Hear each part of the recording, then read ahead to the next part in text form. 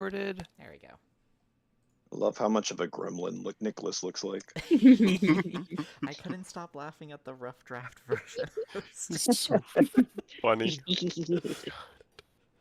Earth's little the Dr. Seuss rhyme. I lost it. I fucking lost it. It fits so well though. It did. All right. So, So, picking up. Last time on Tyranny of Dragons, we picked up our game atop the Nether Mountains as you guys had finished up your discussions there with the dragons. You opted to return to Erebor before attempting to make the transition into the Feywild to assist Rose in order to get a little bit of rest and a little bit of equipment, kind of just prep yourself, as well as bring Emmeline and the guild up to speed on everything that you guys had been competing against in the last few days, as it only had been a couple of days. Returning to the guild hall via Acheron, you guys arrived during breakfast and brought Emmeline and Koro kind of up to speed. Sent a message from Takashi to Koro, and then not incentivized, but kind of just let her know her dad was thinking of her and reach out if she could. Let's see. You guys then split up. Ken spent some time helping Sid with the teleportation gate, as well as meeting his two newest assistants, Biggs, a small gnomish boy, probably about 19 or 20, and Wedge, a very large and imposing and yet quiet and soft-spoken Goliath, who both seem to have some affinity towards artificery. Aerith had Erodi coat 2 of the dragon scales that he had been carrying with platinum in order to be used as a magical focus. And upon delivering one of them to Mia, you guys tested a few things and found that Mia was able to cast the spell without needing that physical component. However, it did seem to be a little trickier, and so she took it just in case. Mia spent some time talking with Chad about the adventures in the Underdark and the meaning of love and the pursuit of trying to find your other half and all of life. And while Chad was forlorn, he's a strong kid. He'll bounce back. Aerith, Oni, and Nicholas, you guys spent the day heading to the library to do research on the denizens and various flora and faunas of the Feywilds, as well as myths and legends surrounding it, before heading to Manon's to pick up some potions and some sending stones, delivering one of those sending stones to Emmeline so that you had a at least reliable connection to her. And then that night after dinner, Ken and Mia had themselves a little conversation near a starlit pool by the training yard behind your guild hall, totally not eavesdropped in on by Fred. And some of our friends. And some of your friends. They discussed themselves, each other, and what it meant. And in the aftermath of that, they retired together to the airship, and we faded to black. The next morning, you all awoke, gathered together for your morning training, made your final preparations for the Feywild, or for your trip into the Feywild, and then attempted to make your plane shift right there in the cafeteria of the guild hall. which was No, I think we did it in no, our room. No, we did. Oh, you did it in your room. It was in your Yeah, room. because we Correct. exploded our room. You exploded your room, yes. Right there within your barracks room. Didn't destroy the cafeteria again. Right. I knew that didn't sound right when I said it, and I was like, hold on, where was it? As the spell did not succeed, you guys found yourselves kind of repelled back into the material plane. And as that happened, Mia's wild magic triggered. A fireball went off again, and the guild hall was lit aflame, as well as damage done to the party. Some quick use of creating water, shaping water, some frost finger spells to put out the burning debris that was your barracks room.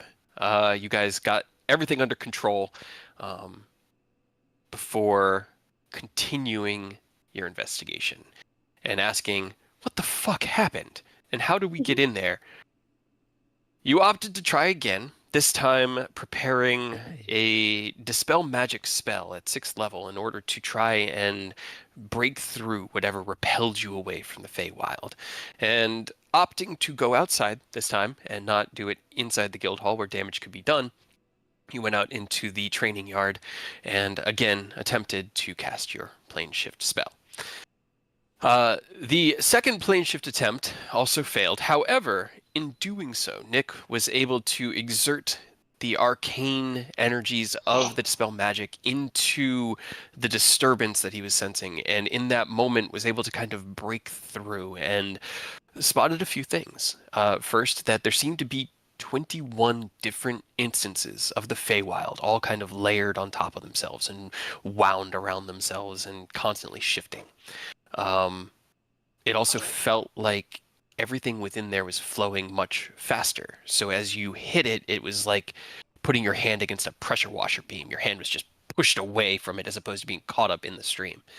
You were able to focus in on one of those threads and saw a vision, saw a reality, saw what was happening, maybe of Rose standing before a small army of people kind of cheering and psyching themselves up. Thorn beside them with Tasmakella on the other side. You reached out with your time stasis spell and grabbed hold of the Keyblade, the sword that Thorn wears at his waist, and froze it in time before being pulled back into the material plane. And as you all kind of came to consciousness, you learned that you were able to actually influence it within that tiny little thread. You guys then spent a little bit of time recovering from your second attempt before opting to teleport back to the Underdark this afternoon. Arriving in the eastern gatehouse of Drama Shore, using the brick that you had taken there as the focus to enable a flawless teleportation. You guys kind of... Well, I got to be a sheep for a little bit, Oh, that's right. but otherwise flawless. You did turn into you polymorphed yourself. Your wild magic is getting a little wilder. Apparently. But you all gathered together your equipment and your strength for the day's journey and began hiking through the tunnels leading to the east. This constant, gradual upward slope. And as you guys made your trek, you relied upon your abilities, your flight abilities, as much as you could. But it was a very difficult ascent. There's a lot of tight tunnels in here, and as you guys had to climb through this really narrow chimney of a space that was only about like 2 feet wide, having to cajole Mia through this narrow chimney. You ended in a tight tunnel that kind of led out into this wide open chamber. And at this point, I do need to ask, because it came to my mind, is everyone just relying on their dark vision, or are you guys using any light? I think it's mainly dark vision. I Okay, I got- have the... Me and Mia have I- goggles. Mm-hmm. Yeah, and I have my little, like, what's it called? The light orb thing that I have. The gem of brightness. Okay. Like, if you guys wanted me to use that, or if you would have told me not to. It's up to you guys. I feel like at this point it wouldn't have mattered whether or not, because we're close to the end. So Yeah. I think if we wanted additional light, then instead of just like relying on the on our dark visions. being super dark, especially in tight, tiny little corridors that I hate. So the gem. Yeah, let's just see. Say I'm using the gem of brightness. Okay. So then, as you stepped into this wide open chamber, the light shines out, filling most of the space. Because I think, let's see, let me look up. I know it does say. I wish there was a way to post into the thing like a link to the Item. page. Yeah, from the like compendium. That would be nice. That would be something that I would like for them to add. Okay, so Bright light in a 30-foot radius, dim light for an additional 30 feet. okay, So it's still about 60 feet. it's still about 60 feet of light. So let me give you guys another 30 feet here. So as you stepped into this area, the gem of brightness shined out in these beams of light, reaching almost kind of like into the darkness. You can see in the distance these sharp stalactites ahead or above you, kind of sparkling with moisture, and the tiny like iridescent slugs that you've seen growing within these or living within these caves. And as you crept through quietly, you all began to hear this rumbling around you. And as you instinctively kicked your feet off of the ground to avoid anything from coming up beneath you, Ken and Nicholas, you two in that moment redirected your senses upward as you realized that the sound of the rumbling wasn't coming from beneath you, but was kind of reverberating through this whole chamber. It was originating from above you. And as you looked up, you saw as one of those massive stalactites kind of broke itself loose and fell down towards your party. And as everyone dove out of the way, Mia, unfortunately, the only one who couldn't fully get out of the way, you felt That's the so fast. impact as the stalactite hit the ground, sending Mia sprawling onto the ground, and rubble out, hitting each of you. You then looked around to see as two large shapes fell from the ceiling like droplets of liquid metal. These purple worms onto the ground on opposite sides of you with this wet thud. As you take in this split-second moment, these worms are, one, smaller than you have seen the other ones. Not by much, but a little bit. And two, they don't have the same kind of telltale bone or chitinous spines that the other ones had. These ones seem to be made more of a rock or a crystalline type substance. So let me get you guys on the maps so you can see. Onyx. It's a map. I wanted so bad to get some AI art for what I had in mind, but the AI art generator I have has been polluted, and every time I try to get a purple worm art, it just makes a mini, and it sends me like a 3D model of a painted purple worm mini, and I'm like, no, that's not what I That's want. not what I asked for. So, as the worms hit the ground on opposite sides of the party, and they roar out at you guys, Mia is prone on the ground as you all kind of reach for your weapons. Let's roll initiative. I like Mia is just laying on the ground. Sure am. Got hit by a rock. That sucks. Hey, but I rolled a natural 20 for initiative somehow. Hell yeah. That makes sense. Alright, I also need to... Okay. Rolled a hot 2. Oh no. Ah, Did you burn your voice out with all of our fighting for democracy last night, Earth? the laughter, man. Good lord, that game is so fucking funny. That was ridiculous. I felt so bad because I got these new headphones they're like closed acoustic, so I can't hear as well. Like I can hear the music and stuff. But Fox went to bed so early, and I was just screaming all night long. What are you playing? Helldivers 2. Oh, I've been thinking about getting that game. If you do, let us It know. looks so 'Cause fun. it is so much fun. with your gem of brightness going, you can see a little bit more of the cavern. There is about maybe like 5 or 10 foot wide stream that's kind of running through the middle of it. These tall, 10 to 15 foot tall, like stalagmites, just littered all over the ground here. And then these are like cliff faces with about a 5-foot drop. Just so you guys know what you're looking at, because I had to draw the map. Okay. All right. Got that all good.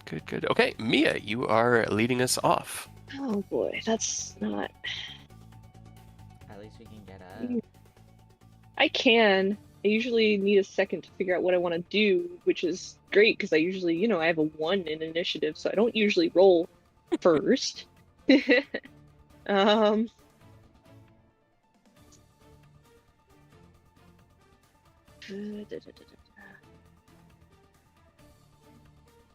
And it did seem like they took damage when they hit the ground. There was a very like wet and a crunching sound. Nice. So How high is the ceiling? about 150, 175 feet. You can't really see because your dark vision can't reach that far, but you'd estimate it to be about that far. Gotcha.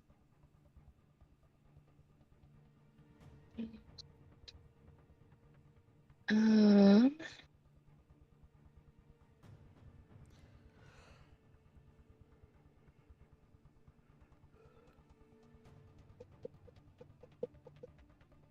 Okay.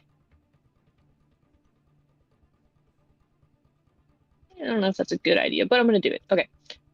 So I got hit by a rock. I'm on the ground, and so she's just gonna like reflexively and kind of in a panic reach up, like before even getting up, reach up, and I'm going to cast Sickening Radiance on top of us. I'm gonna do Careful spell so that I don't.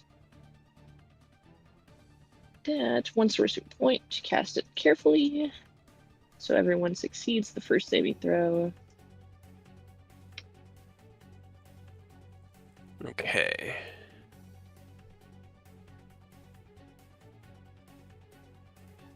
Foot radius sphere centered on myself.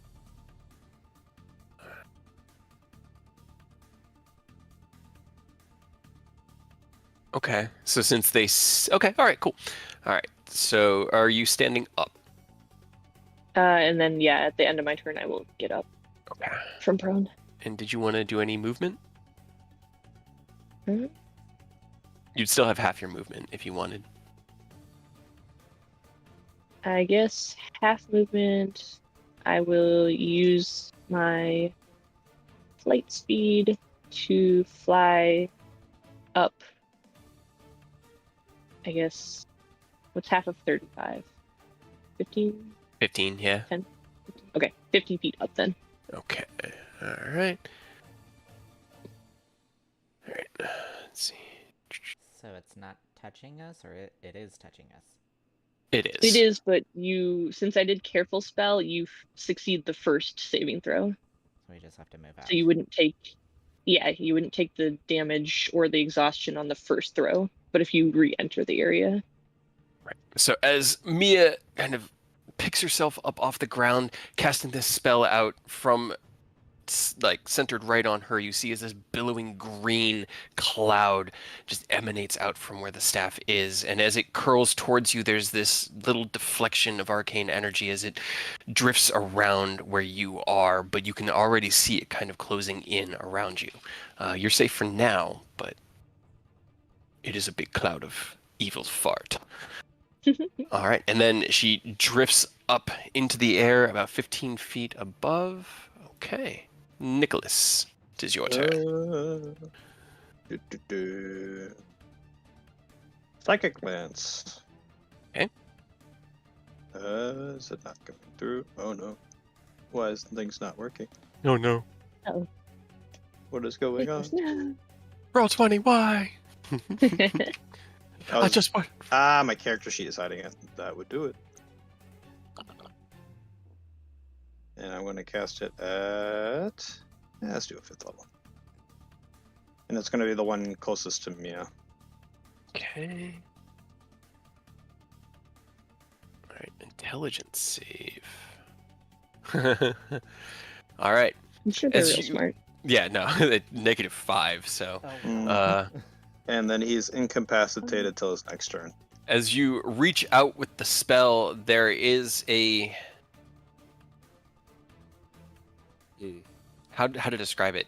It's kind of like a layer of armor you have to press through, and as you see the psychic lance take effect, the worm rears back in pain and kind of pulls in this deep guttural sucking roar. There is a shimmer of purplish energy through the crystalline spikes along its body, and it didn't seem to take as much damage as you were expecting. That's no bueno. Is it still incapacitated? It is, yeah, and it's still Oh, okay. incapacitated. Yep. It's kind of like rearing back, and its head's like flopping back and forth, like. Okie dokie. Oh, they changed the measurement tool. It's a bit wonky. Did they? And I'm gonna move here. Well, like, which is the menu and stuff. It's just Oh, I they see. added the broadcast to others. Yeah, I think they deployed the beta toolbar to everybody now. this All is right. interesting. And that is all. Okay. Yes.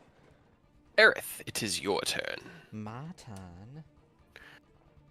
I'm going to bonus action Blade Song. Okay. Gives me 40. I guess Activate the sickening radiance is more like a light, just Green light. green light. that. Yeah. Okay. Let's see. I will. Guess I'll just hit him first. Ooh. That definitely hits. Hell yeah. Stab a worm. And then I will butterfly blade.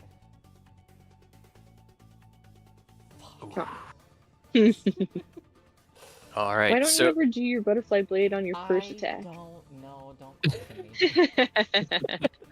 as you did you activate your blade song? I did, yes.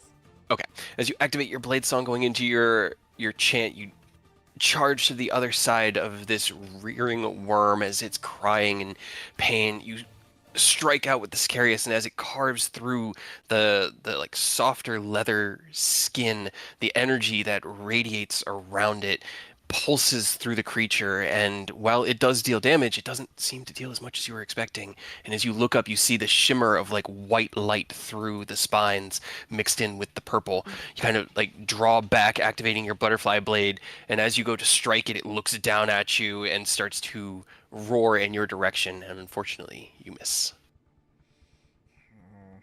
All Psychic right. and force are not good. He has no actions or reactions, has to make a He takes- constitution saving throw. Yes. Con save, which What's the hopefully DC? he's not. It is 22. He rolled a 21. Okay, I was gonna use silvery barbs if he rolled well. Okay, and you had 35 points of Yeah, radiant I rolled damage. freaking fire for the damage. Okay. As the light reflects across the creature and it rears back in pain, roaring at you, Aerith, you see the sickening green light kind of carving through its flesh. Let's see, And he what takes type one level of is exhaustion. radiant damage? He takes 1 level of exhaustion. It doesn't seem to have as much of an effect as you were expecting. It does deal damage, but as the light reflects across the body of it, those spines again seem to reflect the color of the energy and kind of radiate in this like pulsing from head to tail of the colors of energy that it has been hit with. It is then going to take 20 feet of its movement because it can move while it's incapacitated to get out of here.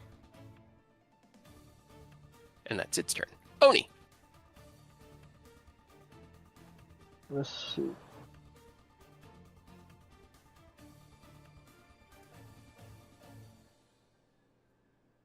Ana's gonna skedaddle on out of this.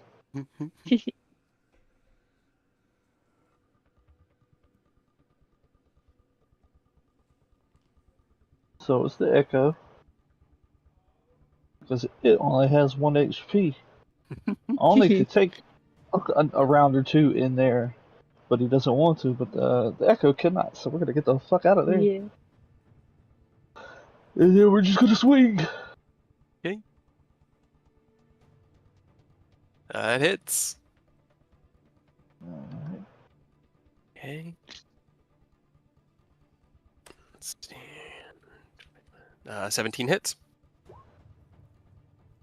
Okay.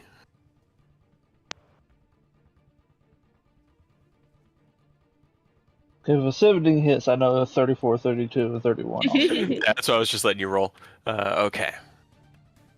All right. So as you quickly drift through the sickening radiance, that like bubble of protection around you growing smaller and smaller by the moment, you get to the edge of the light and twist around to see your Echo moving in parallel with you, and you unleash your flurry of attacks. As you go into your first booming blade, that heavy hit to the meat of the back of the worm, the thunder energy radiates through it, but doesn't seem to be absorbed by the crystal in the same way that the other ones. It doesn't seem to be resisted, is what I'll say. The following attacks, wham, wham, wham, wham, each heavy hit from your fighting style dealing substantial damage to this worm and doesn't seem to be resisted. 47, 58. It also seems to take a fuckload of its health away. Like, it's at about half after that. Alright, that's good. Even though it's resistant magic shit. Apparently. All right. Ken, it is your turn.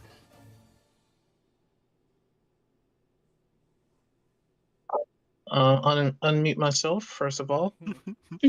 We're gonna pop this. Gotta go fast.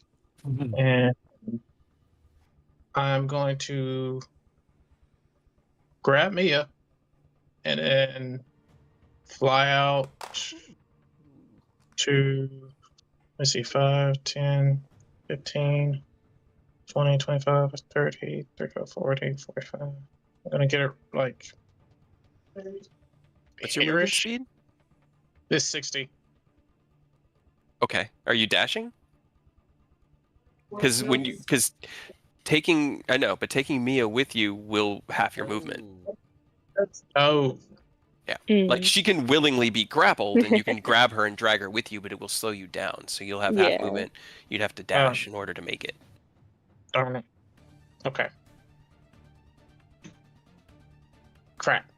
I mean, so it's a 30-foot radius of my spell, and it goes like 30 feet up. So that's what I was trying to do, was get up. So if you wanted to, you could bring me up the last 15 feet and then go fly off. That works.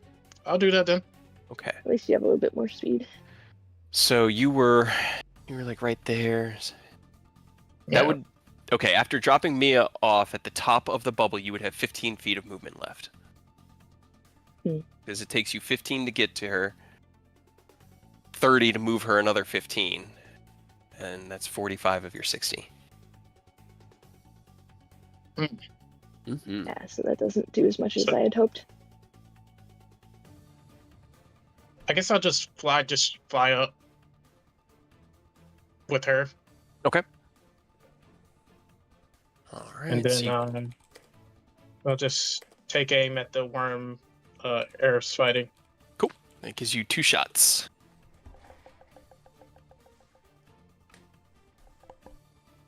Uh, 18 hits and 17 Yeah. hits. Let's see what piercing does. All right. As you kick into the air, activating your winged boots, you grab Mia by the wrist as you pass her and kind of drag her up to the top and out of the sickening radiance. And as you hover there, you twist over to see Aerith toe to toe with this one here, lowering Vidofnir on your shoulder. Bam, bam, 2 heavy shots from the shoulder-mounted heavy crossbow, essentially. Doesn't seem like it's resisted. Both blasts go through the body of it and send it like reeling away with a heavy and like sickening, ripping thud. Anything else? That's it. Okay. Let's see. It's a piercing. There's Actually- normal damage too. Oh, hold on. Bonus action. I'm gonna have Fafnir backpack mode on Mia. Okay. As you command Fafnir to jump off of your own back and onto Mia's, you then, let's see. You rolled next. You got 50 feet. Let's see, where can you get to? I need to roll something. You also roll for the gross bubble. Yeah. I'm working on something else at the moment. Yeah. That's not good. Sounding. Yeah, I don't like to hear that, but all right.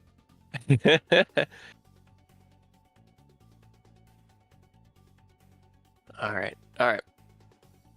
So as you assess the situation, looking in the direction you're looking, you crack your head up at the sound of another like ripping chunking above you and look up to see a much larger worm ripping Oh. itself through the ceiling. And as it pulls itself, it Uh-oh. falls like face first right down next to Aerith.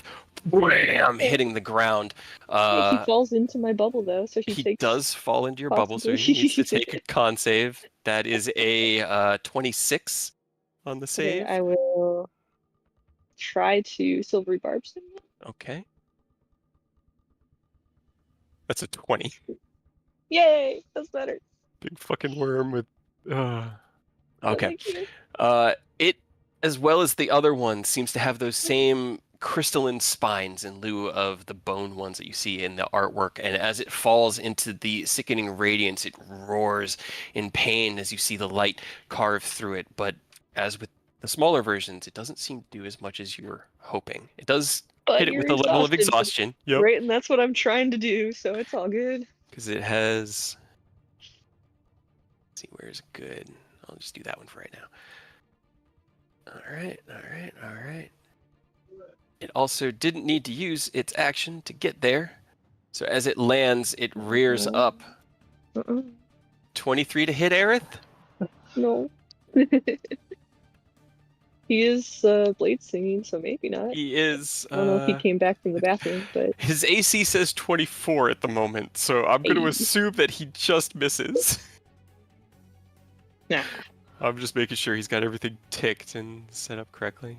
Butterfly blade song for +6 because he's adding his intelligence. Yep. Okay. Cool. So as the worm lands, Aerith kind of kicks into the air and out of the way as the worm bites down at him. He hits the ground like a sliding, like one leg out to balance himself. As the tail stinger comes around, that's a 33 to hit. That's less than ideal. Okay. I need Aerith back now. And I gave him an advantage from the silvery barbs, but I don't. It won't prevent him from getting hit, but maybe for whatever this is doing. It's fair. Maybe when he gets back, he'll shield. You know. Oh boy. Why is there a third one, and why is it larger? What did I miss? he was in the ceiling, and There you go. he fell into the battle when he got to his initiative, and he chose you because. Can you make me a Constitution saving throw? Aw, You have advantage if you need it. 'cause You have I gave advantage. You my silvery barbs. I'm probably gonna need. Wait, you said con save? Con save, yep. As it landed Oh, no. next to you, You're fine. Aerith kind of like jumped out of the way, nice, jumped out of the way, landing with this like florid leg out to kind of catch himself and balance himself against the ground. The bite snapping in. I rolled a 23 to hit you with the bite. You just barely dodged the bite. But as you dodged that and kind of like looking at it and assessing your situation between these two large hungry worms, the tail comes out of nowhere and catches you in the side. You feel as it cuts into you. You take 18 points of piercing damage. As the stinger kind of rips through the side of your abdomen, you feel the poison pulse through your body. You take an additional 24 points of poison damage because you saved. Oh no. Oh no. And as Wait, it's Let's run. Wait, as the is it stinger- just, is it just the piercing, or do I also take some? take a total of 42 points of damage. Oh, 18 Yeah. piercing and 24 poison, and that's with a save, a 19 saved against the poison. It is a DC 19. Oh no. As it like pulls the stinger out, you reach down instinctively to like hold the wound. That one hurt. The other one is gonna go after. Where were your attacks originating from, Oni? You or your shadow? Both. Okay. Anytime he fights, usually if him and the Echo are like on the same guy, he kind of alternates back and forth to keep them guessing where the actual strike's going to come from, so they can't guard it. Smart, because that's what he's going to do. He doesn't know where it's coming from, and he can't really get away without triggering attacks. The light from the sickening radiance hits against it. It is resisted, and the color kind of reflects through the spines, but it wants out, but it can't get out. Did he save against the whole thing then? For 22? No, he failed. He Okay. failed his save. So then he also gets a level exhaustion. Yes, exactly. Cool. All right. Honestly, I'm trying to get those stacked. That's like the damage is whatever, but I need to make a wisdom save for him. Okay. All right. He's going to first attack at the shadow. That's a 19 to hit. I think that is a hit. Pretty sure it's 19. All right. So as it's going to get poofed. As it looks back between the two of you, it snaps its face down at the shadow, and as it hits it, your shadow drifts back to the reality and plane it came from. The worm, now only sensing one target, is going to twist its body and swing its stinger at you, Oni. That's a 28 to hit. Yeah, that'll hit. Okay, can you make me a Constitution saving throw? I know with these big numbers it's crazy, but like for Tyranny, I kind of do need to ask you guys. Okay, as the stinger comes at you, you kind of grab it with your hands as it's heading towards the center of your abdomen, and as the very tip of the stinger cuts into your body, you take 16 points of piercing damage and 11 poison as you pass the save to avoid being poisoned. I'm also going to try to reduce that. So, how much was it total? Total was 27. Okay. So 14. That's good. That's as you reach out and grab it, slowing down the stinger itself with your hands is what reduces the piercing damage, and then your body's natural fortitude prevents it from being poisoned. The worm then rips its tail back away from you and prepares for its next salvo. Mia, it's your turn. You are floating up above your sickening radiance. yes.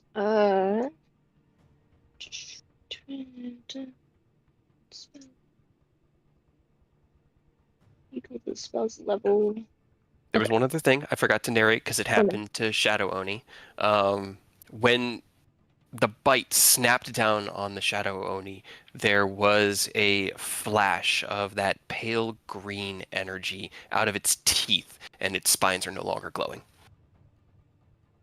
What does that mean? I don't know. What does that mean? what does it Can't say mean, that. Mia? I don't know. Okay, I am going to twin spell Vortex Warp, Okay. and I would like to take Nick and put him back over here behind this stalagmite. Okay, that's good because he was definitely still within the light. And then I would like to take this worm and pull him over here. I think it's a Okay. con save. All right. Okay, that is a 12 on its con save. Get back over here. Thump. Yeah, let me just make sure.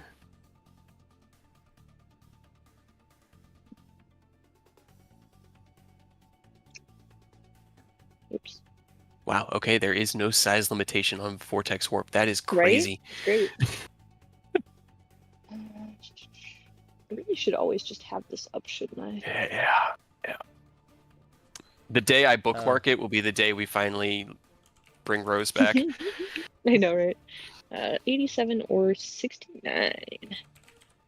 You have to Okay. choose 69. It doesn't matter what the I other mean, and number that is. sounds pretty good too. So, what is? I just want to know what the 87. Okay, that's not okay. Not even helpful. So yes. So 69. Each creature within 30 feet of you becomes invisible for the next minute. Invisibility Okay. ends on a creature when it attacks or casts a spell. Okay. So I don't think it affects me, No. but it does affect the enemies as well, I think. Yep, Whoops. it's all three worms, Oni, Oh, good. and Ken. All as Mia vortex warps, you see Nicholas shunt about 20 feet, 15 feet away from where he was, and at the same moment, a pulse of magic waves out from Mia, Oh my and you watch God. as What did you do? What did you do? actually, Incredible. hold on. The three-dimensional aspect of it, this one is too far away because this one was just at Okay. the edge of it. The other two disappear. And Ken 10. disappears, and yeah. Okay. That's still unfortunate, but not as bad, I guess. What did you do? You made it so much harder for me. I'm sorry. Once they attack, they'll come back. It's fine. I have to waste a turn. I was gonna slow them all. Sorry. You can hold your Well, action. actually, hold on. If they're within the sickening radiance, were they both in the sickening radiance still? I can't remember where this other worm was. I think I pulled him back, right? If they're in the sickening radiance, It is they can't be impossible affected for the creature to by benefit from being invisible. invisible.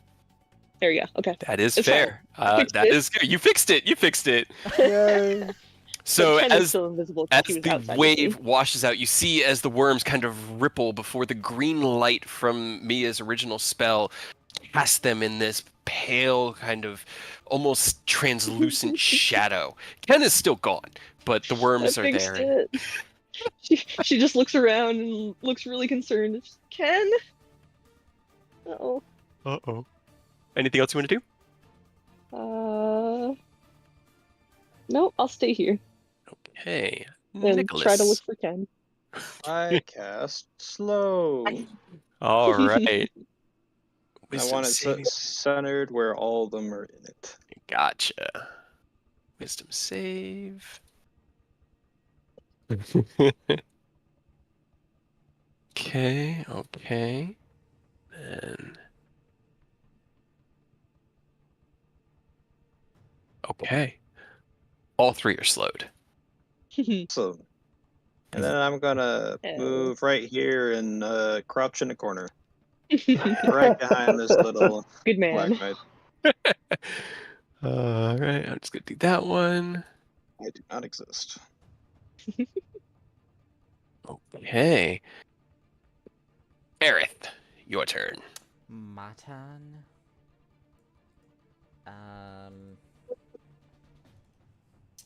I will. What should I do?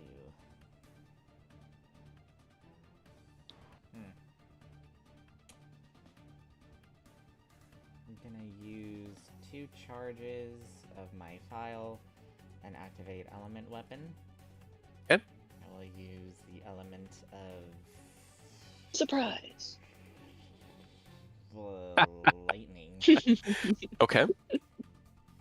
And then I will use Booming Blade. to Okay. attack First, since I'm being called out. Hey. All See, right. and you rolled a 31. That hits. Okay. Let's see. All right. The lightning does seem to be resisted. As the lightning crackles through the body, it is redirected into those crystals, the spines and teeth. The thundering energy, as well as the the force impact from the blade as well also kind of resonates through it, but the thunder energy is not resisted. So, learning. Let's Right? make it normally. That still hits, right? Yeah, that hits. Okay. Okay. All right. You draw the Sicarius back, strike out again. Once again, the crackle of electric energy through its body and into the spines, the blast of the force that, the arcane energy that kind of twirls around the blade itself. Anything else you want to do? Nope, that's it. Okay, I need to make a con save for this guy. That is a 22. I think that Okay, saves, right? yeah, I will use the bend luck. Okay, so he has to re-roll it, or you have to lower it. I lower it By by a a D4. Which I think yours is 22, right? So no matter what you Yeah. lower it by, he would fail. Okay. All right. So he takes Another the... level of exhaustion. Stack them. Let's see.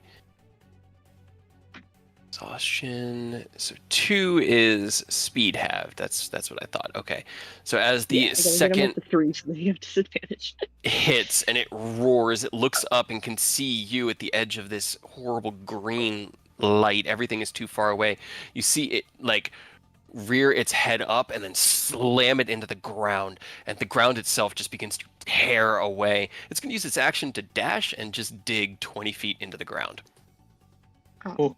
And disappear into the earth itself. But that's its turn.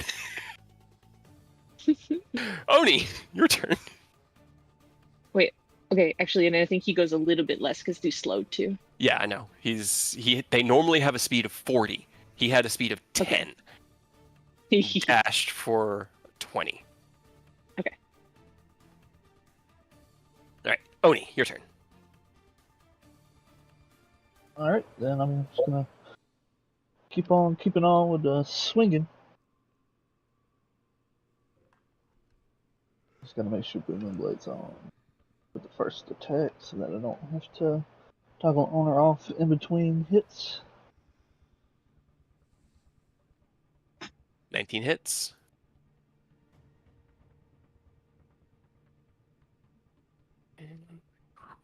All right. Roll me damage on that one, just the second attack. Okay, that's what I thought. As it's rearing in pain, kind of dealing with this imposing radiant light around it, it stings out at you, and as it pulls its stinger away out of your grip, you dart forward into that space. Bam! One heavy haymaker from your right hand with the booming blade, and its whole body like ripples, and a few of the crystalline shards crack and fall off of it, and it screams in pain. And as its head rears back, left hand, bam, right into its jaw, and it kind of just rears straight up, and then falls onto its back and is dead. One down.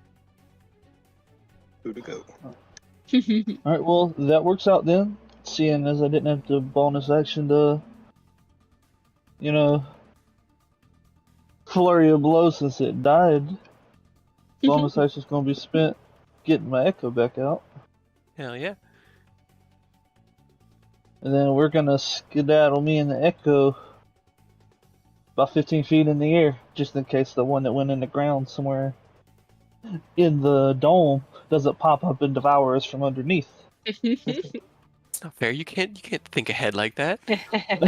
All right. Cool. As you drift into the air and keep your eyes on the ground below you, Ken, it is your turn. You were just made invisible by a blast of a wave of energy, and you can kind of look down at your hands and see they are translucent. But what would you like to do? Oh, neat. All right. He's gonna just very gently tap me on the shoulder. It's like, hey, Uh, I'm fine. I'm right here. Don't worry. Okay. Stay right here. I'm gonna go help Eric. Okay. And then he's gonna zoom right here. Let's see. You would have to fall about 10 feet with the 60-foot fly speed because you are 30 feet in the air, but you could do that. Right. Okay. Dive bombing. But carefully around the sphere of angry, disgusting sickness. That's the big thing. He's got to avoid it. So All right. So. Okay.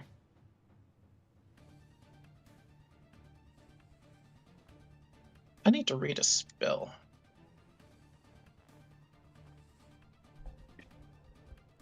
Which spell?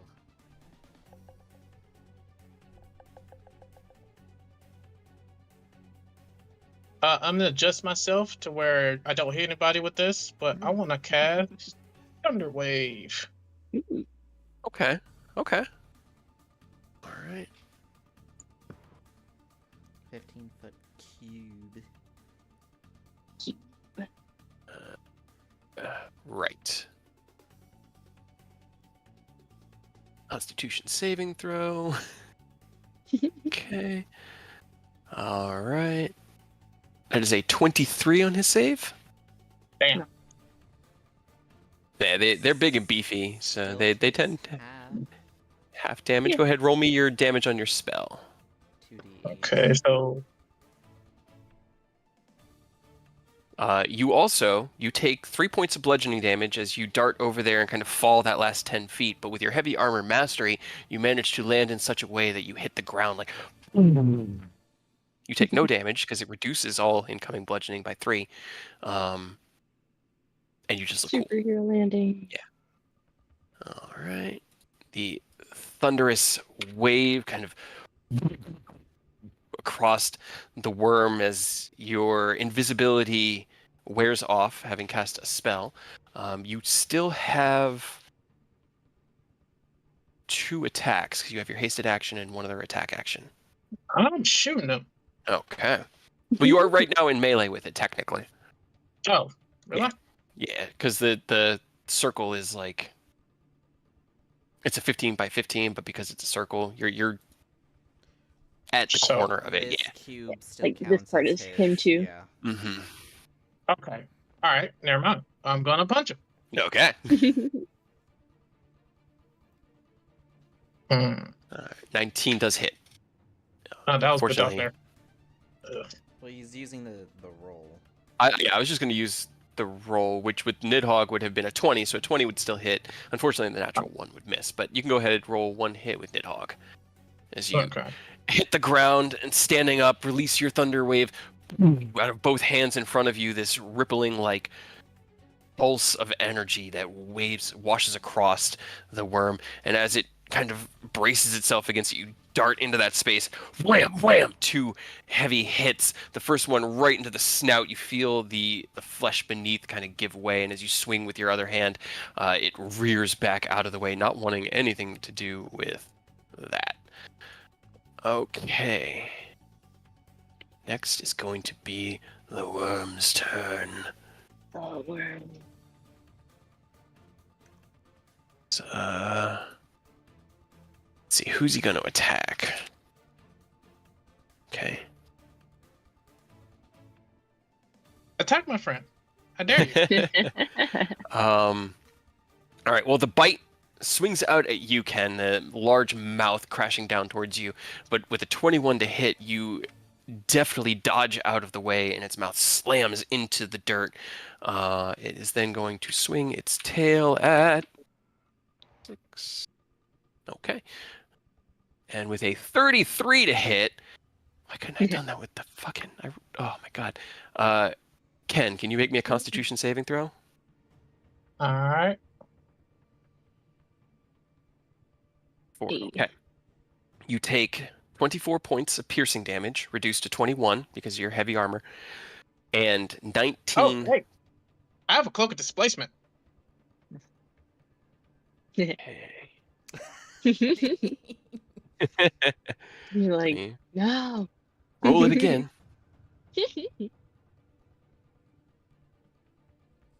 Okay, it's still a 33 because the next roll was a natural 20. Oh, fair. So, But you didn't get crit. but you didn't get crit. But you made him waste the 20 on, not Right? anybody, so that's good. Hell yeah. All right, So- total 40. Total 40 damage, and can you make me a concentration check? So another Constitution saving throw on your Okay. haste. Okay, 124 minus 40. Woo. And then another con save. Okay. As good. the teeth are grinding into the earth, the tail swings around at you, and as you twist, you kind of raise your guard and block some of the stinger, but it pierces through the armor system in your torso, and you feel as it cuts like into your body, the pulse of poison, and you kind of like grit your teeth against it and feel that sickening feeling within your body. But as the stinger pulls itself out, you are able to resist the poisonous effect and are not poisoned. Mia, it is your turn.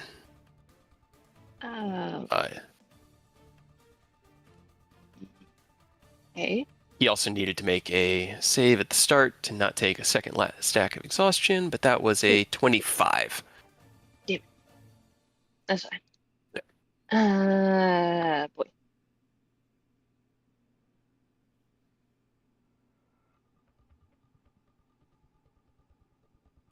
I don't know why I didn't think of what I was gonna do the entire time. Just floating in the air. Right. I'm afraid of the other worm. I'm just gonna go ahead and cast Blink on myself, just in case. Okay. So that hopefully, if he does eat me, I can just not be eaten. Okay. You cast your blink spell and you feel that probability of maybe here, maybe not, start to take effect. Anything else you want to do? That I'm going to not explode, which is good. And then just kind of pretty much in like the best place right now. So I'll stay here. Yep. I meant to draw that on the token layer. That's the hole that it kind of created as it carved through the earth. Nicholas, it is your turn. And I disappear. I know it's resistant to at least psychic. Let's just do a firebolt while I wait for the other one to appear. Okay. 30 hits. All right. As you release your firebolt cantrip across at the large purple worm, it hits the body. The reddish burning light kind of absorbs into it, and while it does burn it, it is also partially absorbed and reflected through the crystalline spines along its body. Now, why does that gotta be resistant to all magic, or majority of magic? I'm just gonna keep hiding. Okay. Aerith, it's your turn. Let's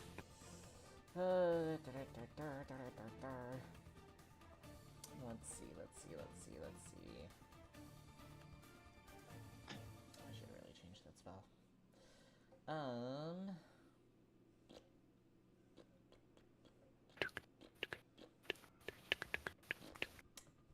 I will.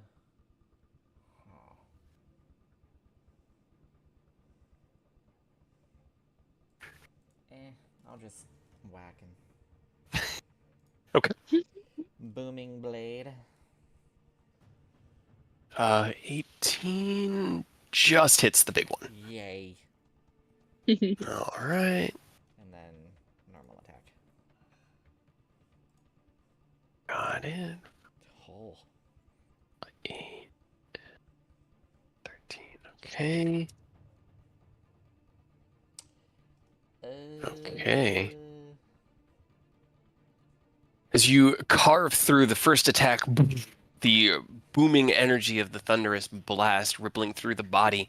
The other aspects of your attacks, the lightning and the force seeming to reflect through those crystals, each attack seemingly absorbed or redirected a little bit. It is dealing damage, but it's kind of like carving through a brick wall with a spoon. Mhm.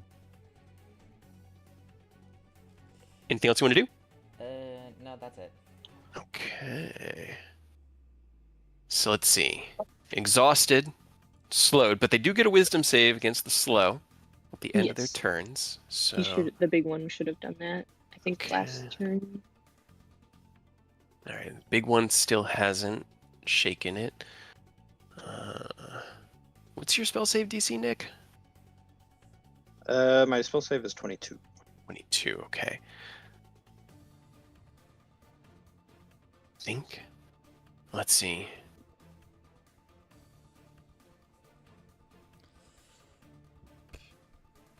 I think that's as far as he can get. Okay, Oni, it's your turn. Well, Oni and Echo are just gonna kind of coast around here.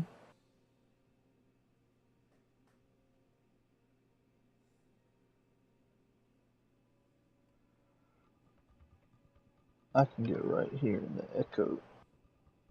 Has to be 10 feet behind me because it only has 30 and not 40. But Okay. we're looping around, keeping an eye on the ground, looking for any sign that that one that burrowed is popping out to Roll me jump a on. roll me a perception check. Keep that in mind. All right. Another hot two, baby. Let's get it. Oh no. All right, Ken, it is your turn. We're punching. All right. We're punching. Not. Booming Blade and Thunder Gauntlets. Yeah. 19 hits. Better.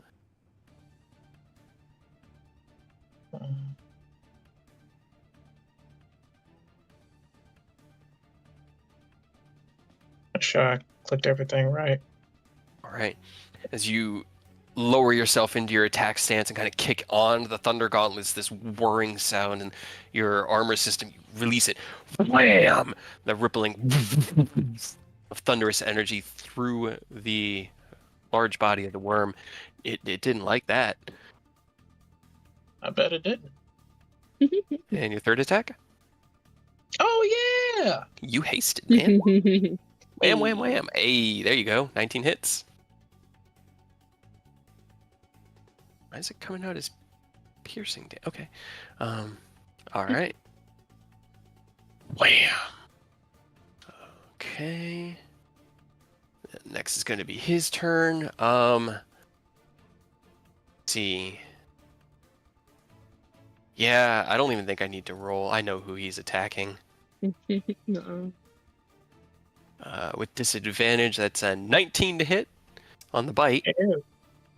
And then on Ken. Oh, Uh, I was like, 28 with disadvantage? Damn it! That just hits my AC. Can you make me another con save? I can't hit you guys with the bites, but man, these tail stingers are coming for your lives. Okay.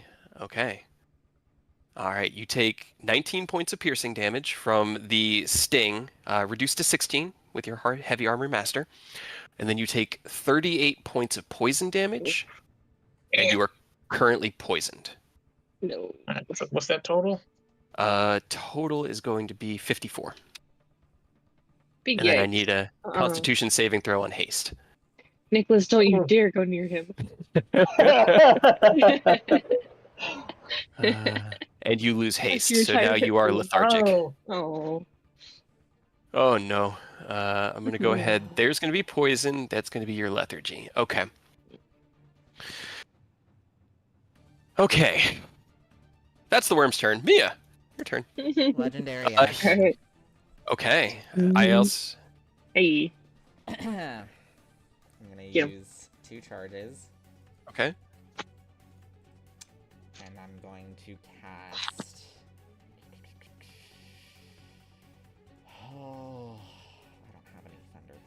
spells.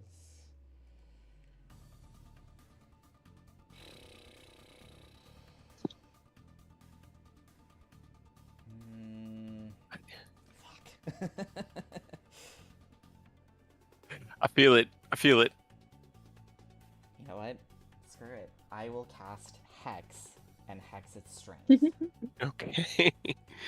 I don't even think Hex has a save, right? Oh. One. Okay. All right. You tap into the power of the ring, feeling this surge of speed and focus as time crawls to a stop. You cast your spell quickly and apply your hex to the purple worm.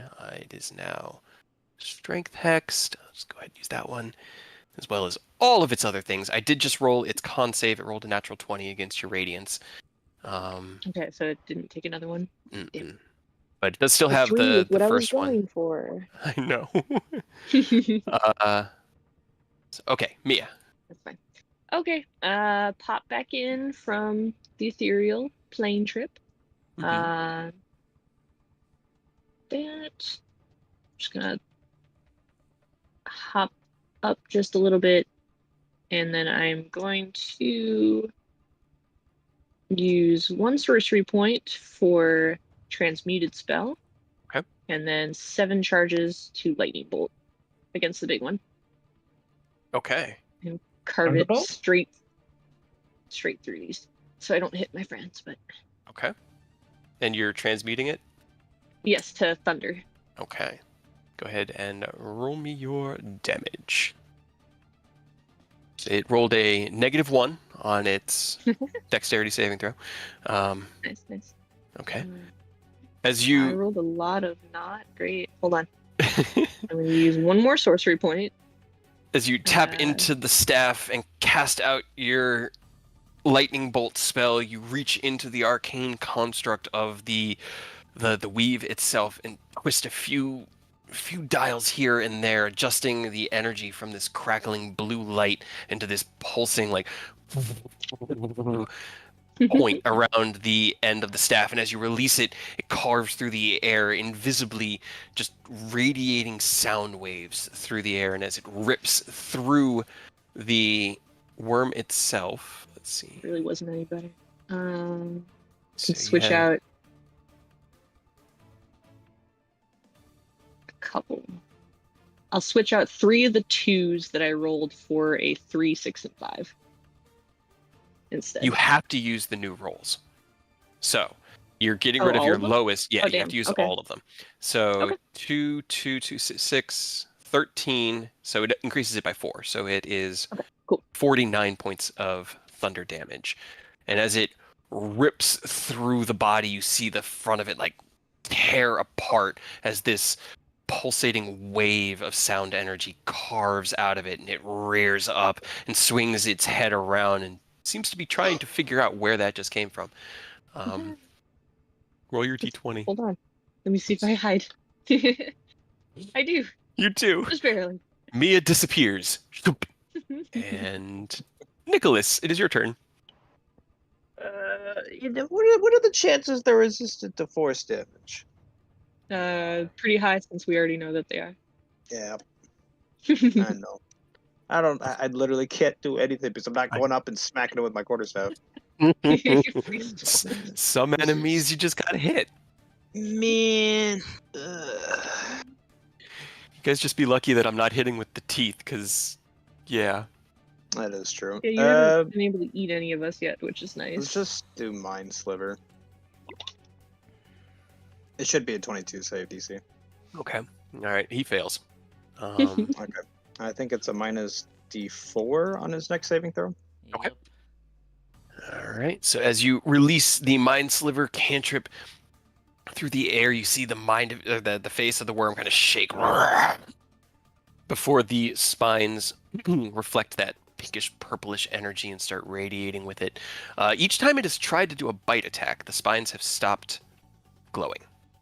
I keep forgetting to mention that. He's like absorb elementing, probably. I haven't hit you guys with a bite. The only one know. I hit with a bite was Shadow Onis. But all right. Which is good. Anything else you want to do, Nick? Appreciate And anyone need to get moved 5 feet? it. If not, Drag then I Oni shall. 5 more feet. Yeah, you know what, Oni? I'll make you slightly closer. I'll bring you 5 feet towards me. Yep. Alright, then I'll end my turn. You got it. Okay. As you release your cantrip, turn with your other hand, you're holding your book out and pull Oni towards you. Aerith, it is your turn. My turn.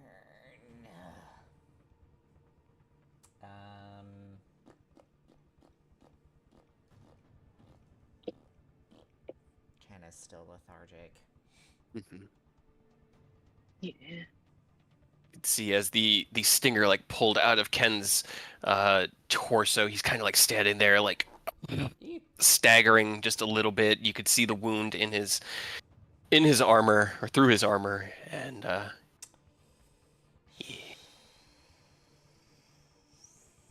I have a lot of utility spells. I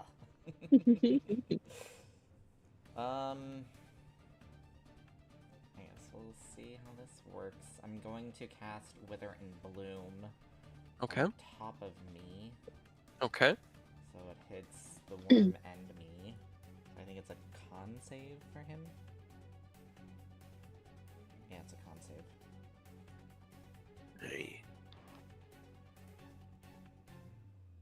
Okay. He rolled a 19. I'm 21. Me. Okay. And it's necrotic damage. Yes. Alright, as your Wither and Bloom spell takes effect, it sinks into the body of the worm. Its flesh begins to decay, but about halfway through, the decaying process arrests, and you see this black, shadowy tendril of energy radiate through the spines. Got it on the list. Shouldn't we just stop hitting him with magic and let Oni and Ken finish him off? You're doing damage. It's not invulnerable. I'm just worried that one person's gonna get bitten and then they just explode and die. You know, I I'm sure it's fine. It would, that would be accurate. Okay. All right. So Also did you looks like recover the that 9 one. on yourself? Yes. Okay, cool. All right, and then Since it was on me. 26 hits. The blue crackle and the kind of shadowy energy of force being absorbed. And cool. All right. Anything else you want to do? Nope, that's it. Okay. I need to go onto this layer. Mm-mm. Okay. And then I need to do a... Okay. As you're watching the ground intently, Oni, you can see that there is like a rumbling of stone that you've been able to track coming from here, here, here. There's something moving. It's obviously moving not far below the surface in a thiswardly direction. But that's its turn. Because it's still slow. It's still Did it- lethargic and it- angry. Did it save the wisdom save?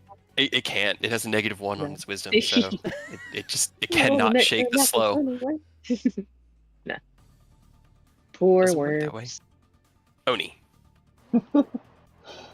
Okay, well, Oni will definitely let Nicholas know since he is also in that direction Watch out that for the. worms. I don't like that.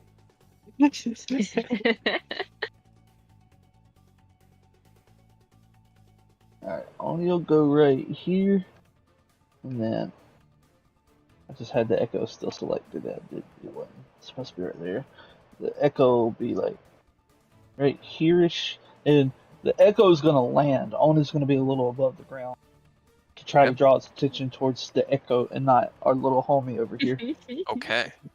All right. So as you drop the echo to the ground, its feet hit the ground, keeping its eyes peeled. You're still floating in the air? Yes. Okay. All right. Were you holding any actions? Did you want to do anything? Yeah, I'm gonna hold a punch like a Okay. booming blade, just solid. Fuck off. All right. Hold to punch Uh, punchworm in face.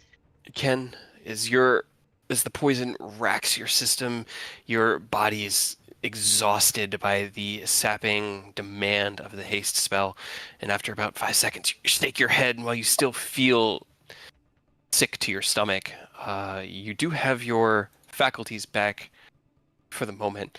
Purple Worm's still really angry. No.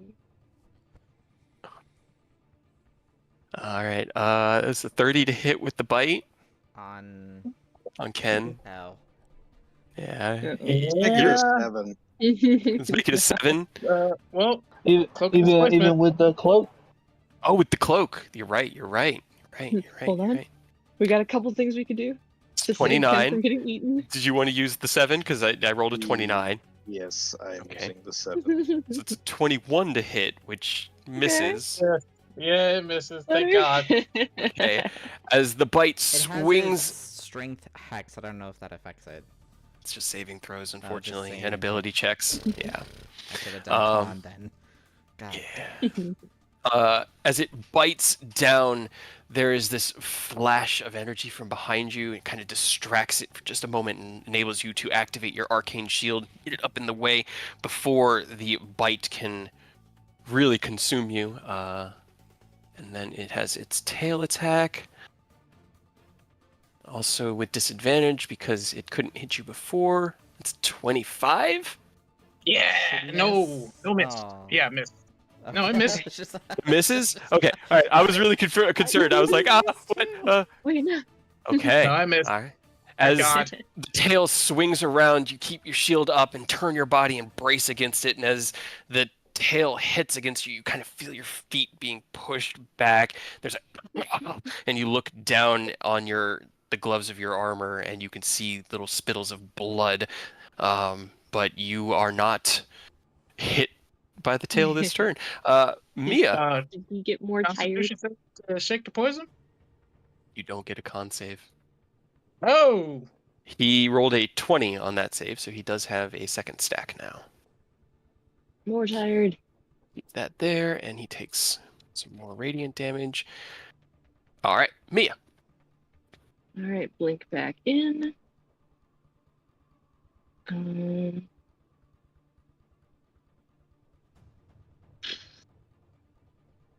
Wait.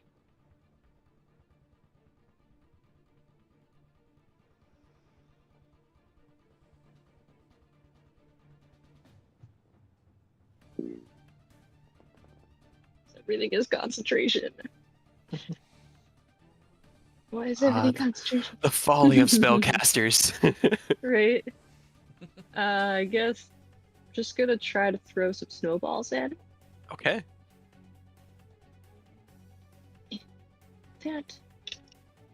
See if cold does anything. I feel like it's gonna be another one that gets absorbed. Probably, I'm sure. Okay.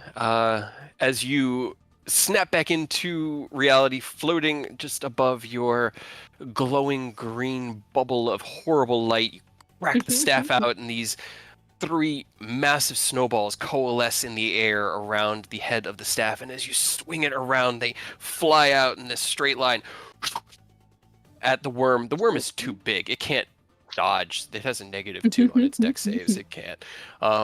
They slam into it, and as the cold hits into the body, it kind of radiates through. The spines reflect a bluish, icy light, and Alright, and it then takes 8 points of damage. that, and then she's worried about how badly Ken is looking, so I'm gonna start flying towards him, like Okay. over the top. Okay. But trying to stay away from the worm ish. 3, 5. I think I can get over here. Like on this side of the stalagmite. As you fly over towards that stalagmite, kind of like crouch right at the peak of it as it's poking through the edge of the bubble. Nicholas, it is your turn. And I'm still here. Uh-oh. Uh-oh. Oni has warned me to move. I don't know where to run. I am slow. Tiny little legs. Tiny little Fine. legs, go as fast as I can. I shall go here. And I might as well just keep doing silvery barbs and hope no one gets bitten. Or mind sliver, sorry. All right. So as you cast out your mind sliver, it is once again absorbed through the crystals, but the mind does seem to be affected by the spell. Earth. When you want moved anywhere? Keep dragging Oni. Yeah, you could. I'll just move Odie right there. All right. And One more step. All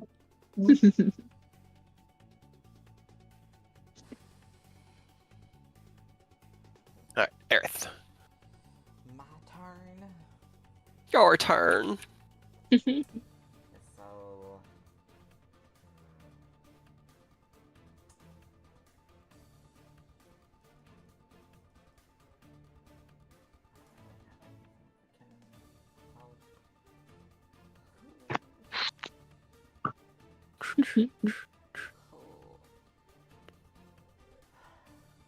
I'll stick with what I got. Booming blade. Okay. 31 hits. All right. Ooh, that damage, Jesus.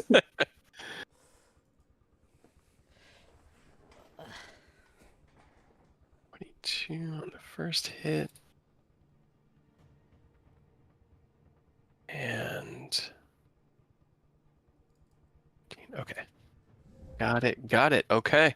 All right, as you continue your battle dance, striking out with the booming blade, crack, this loud boom through the chamber, and each one of these booming attacks you can feel reverberating through this massive underground cavern.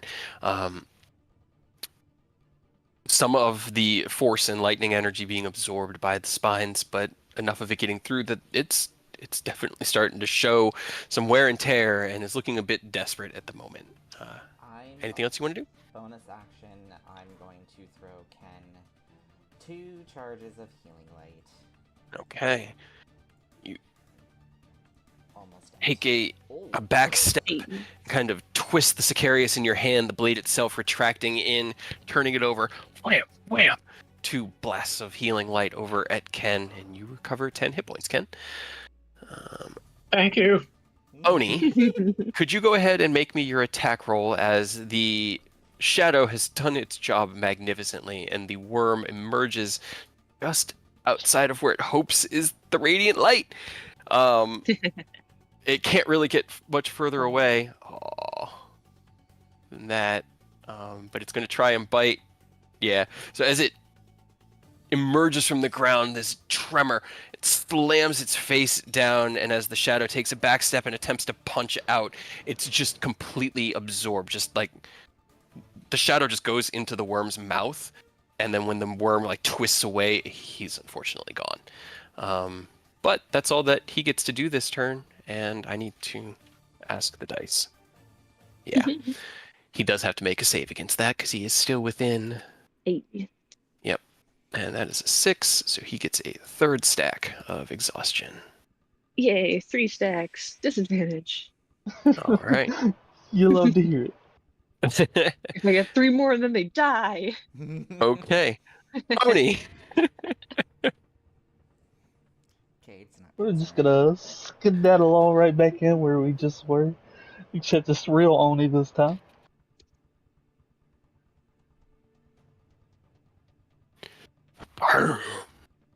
Okay. All right. Blade off. 19 hits, and roll me damage on the 19 attack. Oh, okay. Okay. As the worm slams down and eats the shadow, it kind of like rears its head back, sniffing or sensing for it. And as it does that, you drift into that space, and with a heavy right hand haymaker, the booming blade, you twist, and with a downward strike from your left foot, wham, right onto the, like, what you would assume to be the spine, right behind where the teeth end on the back of the worm. It cracks beneath your feet, slams into the earth with a heavy and dies. Now there's Right. only one. There's only one left. You got this. Okay, so I can get right there with the rest of my movement. And Okay. bonus action, I could get the Echo back up over here and do one attack to help the gang. 25 hits. Go ahead, roll me damage. All right. Okay. Because you had rolled the 25 earlier, so. All right. 18 as you activate the Echo at the edge of your range, comes in swinging and with a right-footed kick across the face of the worm as it's going in for another attack against Ken. It thuds, it kind of like... All right. Ken, it is your turn. Okay. Just gonna keep. Well, yeah. All right, punching. We're punching some more. Limit Blade, Thunder Gauntlet. All right.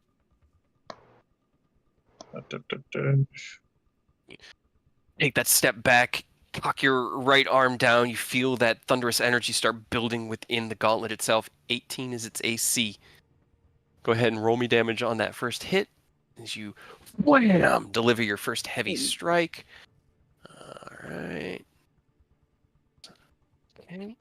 You swing with your second attack, and as you swing through, the worm is reeling back from pain, and you are unable to connect with your second hit. Anything on your bonus action? We're drinking a potion, because goddamn, drinking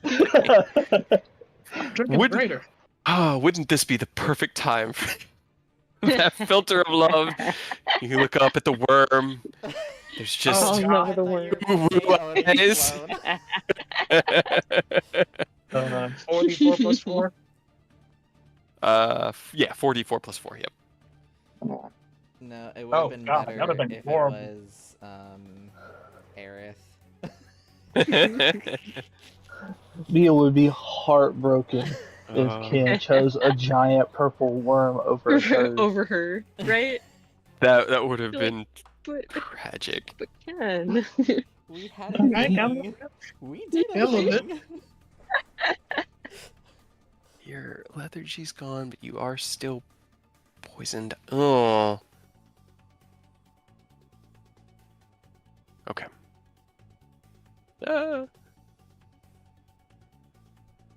And you said this is a special poison that I can't roll con saves for. That is true. Unfortunately, it also means that first attack is actually a 15, because you have disadvantage on all attacks and ability checks. So can you roll me your second attack at disadvantage? I know, I'm sorry. Okay. Yeah. All right. Unfortunately, a little bit of rewinding.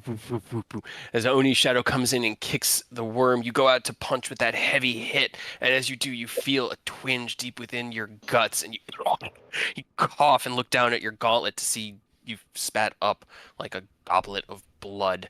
As you swing out with the other arm, your body once again is just not working correctly. You kind of have to pedal back a bit. You reach into your bag and you down a potion in the hopes that it can help, and it does recover your hit points. But it is now the worm's turn. He's gonna roll. I have to. Okay. Bite attack. That is a 13 to hit Aerith with the bite. And oh wait, hold on. That's because I was on. I mean, it still won't hit because it wasn't really a 13. It was a 17 and a 23. I was on the wrong character sheet, but I don't think either of those hit you, Aerith. No. Okay. As it sees Ken kind of reeling back, smelling the toxins taking effect, it swings its head over at you, Aerith, and tries to bite out at you. You pedal out of the way, dancing off of the teeth as they're snapping closed in your space, and as the tail swings around, you kind of like kick off of it and back into your space to avoid being hit by the worm. Just It's now get Mia's more turn. tired. That's a good point. Resisting Constitution is a 29. No. Can I legendary action recast Hex for cons? Absolutely. As I'm you gonna regret Working that. smarter, not harder. I like it. as you kind of like backflip through the air, kicking off of the worm, you tap into the ring again, and as you're near upside down, you feel that surge of power from the future. That alacrity and focus. Time slows. You cast your spell, release it. You feel the previous hex release, and the Constitution hex take hold, and then both feet hit the ground. Mia, it's your turn. Yes.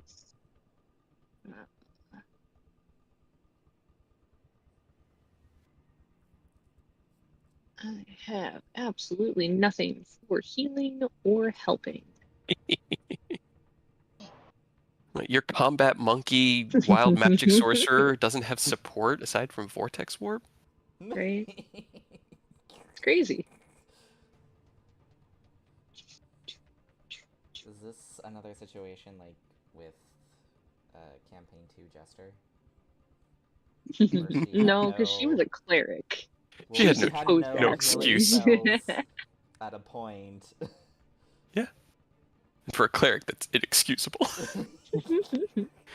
You always take healing word. You always have a get the fuck up off the At ground. least one, right? At least one. Alright, I'm just gonna keep hitting it. Hopefully this will do something that it's not immune to. Or, well, not immune, but resistant to. But I'm just gonna Chaos Bolt. Okay. 21 hits. I'm gonna cast it. Upcasted to 4th level. Okay. Which one of those am I supposed to? 7 or an 8. It's the d8s that you use. Okay, perfect. Then thunder damage. Okay. Hey. All right. Right? I rolled terrible in damage, but you know, it's fine. As you cast out your chaos bolt, you release it, but having seen all of the spell work so far in the battle, you reach into the bolt itself and attempt to manipulate it to the one that you've seen it not resist, thunder. So And good. it warbles back and forth a little bit, but right before it hits, you manage to lock it in, and wham! The thunderous energy slams into the side of the worm and reverberates through it. It's not absorbed by the crystalline spines. And then roll your d20. Are you still here? Right? Am I still here? Yes. Yes. Yep. All I'm right. still here. Nicholas, it is your turn. I just wanted to die, but I can't do damage. You can do let's just damage, keep, you just won't be a lot, right? Yeah. let's just You keep can hurt it a doing the little mind bit. Do sliver. stuff. All right. Yeah. All right. Your mind sliver hits. You see it kind of. It's not even reeling back from the impact anymore. It's just like Just like stop it. shakes its head just a little bit, like a twinge in its mind.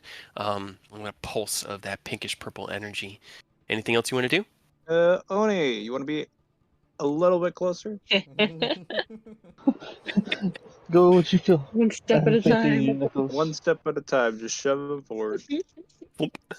Okay. Get back in the fight. All right. I didn't skip somebody. Okay, no. Aerith, your turn. Just gonna keep poking at it. Booming blade first.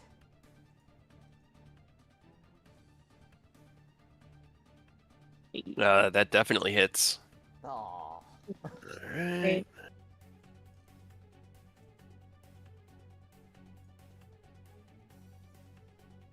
I'm doing something.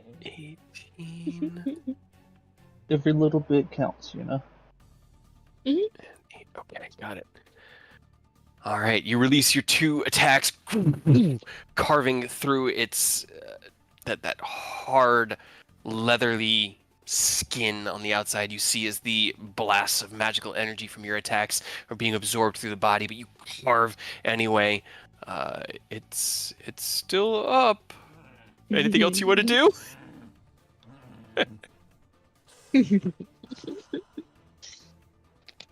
Alright, Oni. Wait, it still takes Wait. hex damage?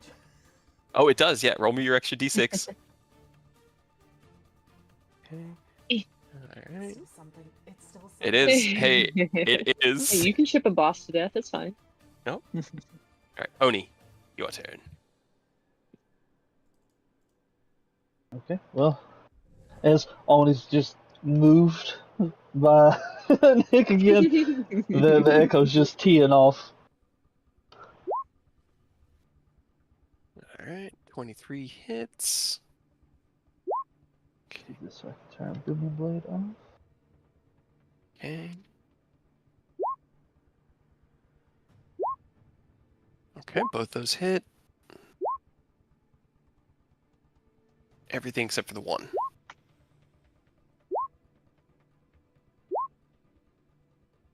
Okay. All right, it's 22, 35. Okay, all right.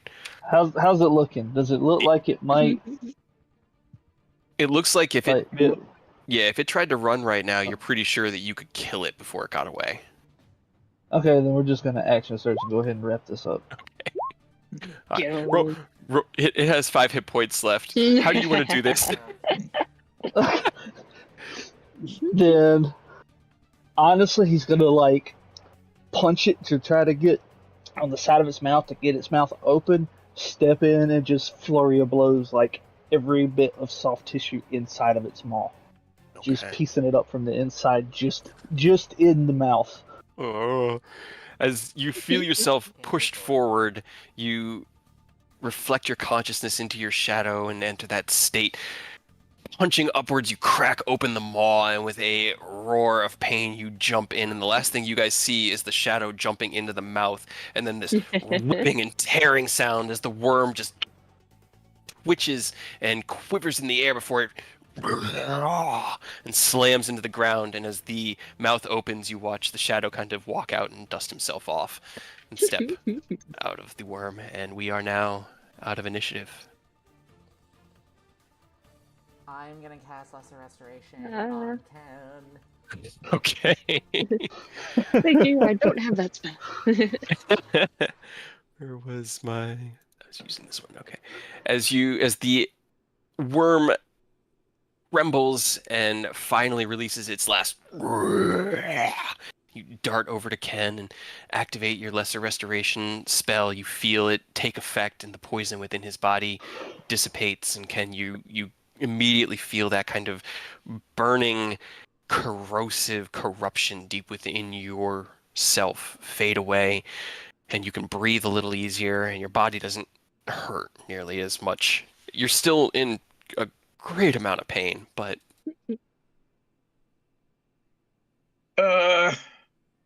Boy. Okay. Fucking hate worm.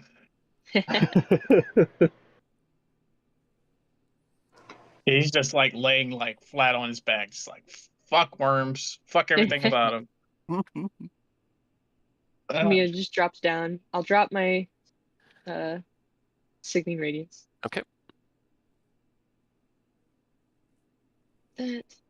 And then, okay, that didn't look great. Are you okay? And I don't disappear. That's good. Drop that as well. You can't drop blink. It's not concentration.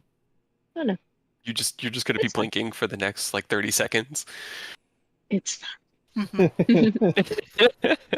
Is it? Ken, how are you? And then it just cuts off as she disappears. Comes That's what back I was missing it. hoping would happen. Glad to see you're okay. We're gonna do a level 2 cure wounds on myself.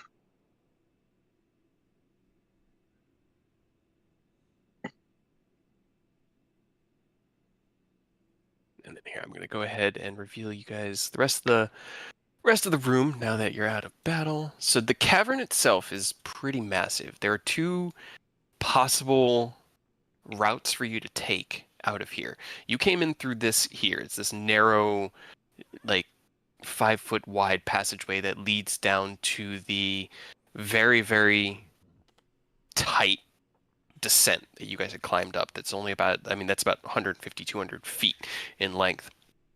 The water is flowing from the top left to the bottom right, and there is a noticeable uphill slope in this direction. Up is good. The one that's up top right. Top left, yeah. We like going up. Right? I do like going up. Is everyone okay? Define I wish I okay. could Everyone- say yeah. No one got eaten? It's an improvement from last time, right? Ah, yes, silver lining. Yeah. Technically, I ate Shadow Oni twice, but He doesn't know. That's what he's here for. He's the echo of every instance of Oni across every iteration. In He's two seen other- worse. He'll be all right. In 2 other lives, you got eaten.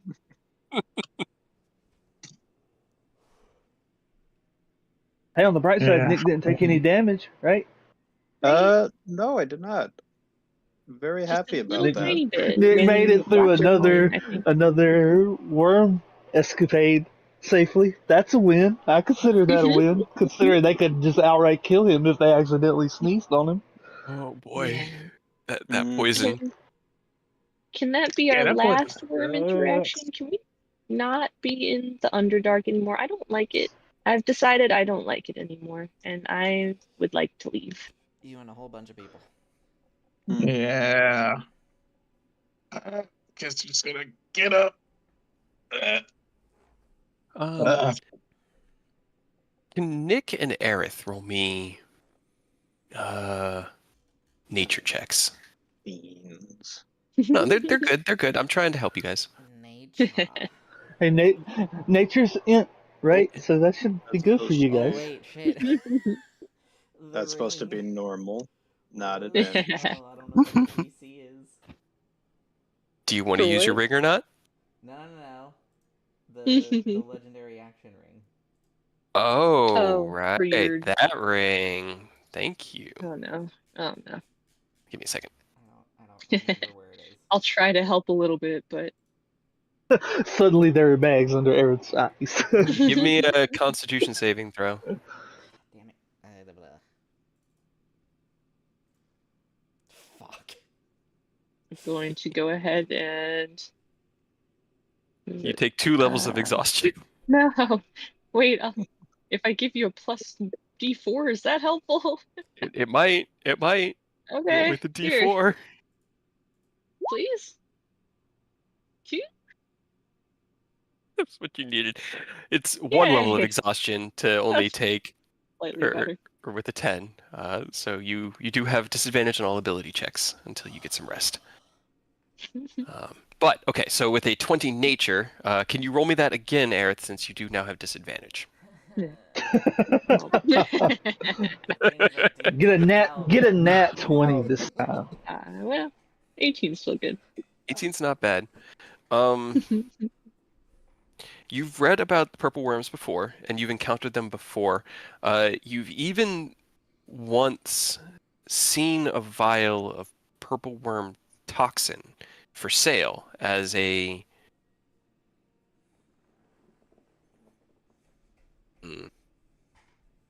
really only ever used by assassins, but I'm pretty sure that Manon's at one point had purple worm toxin for you guys as an option. You're not entirely sure how, but you got purple worms, and their toxin sucks.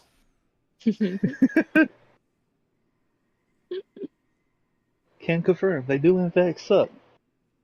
Right? Is It's this, also like, worse or better? I guess we wouldn't know. unfortunately with an 18, it's a little unclear.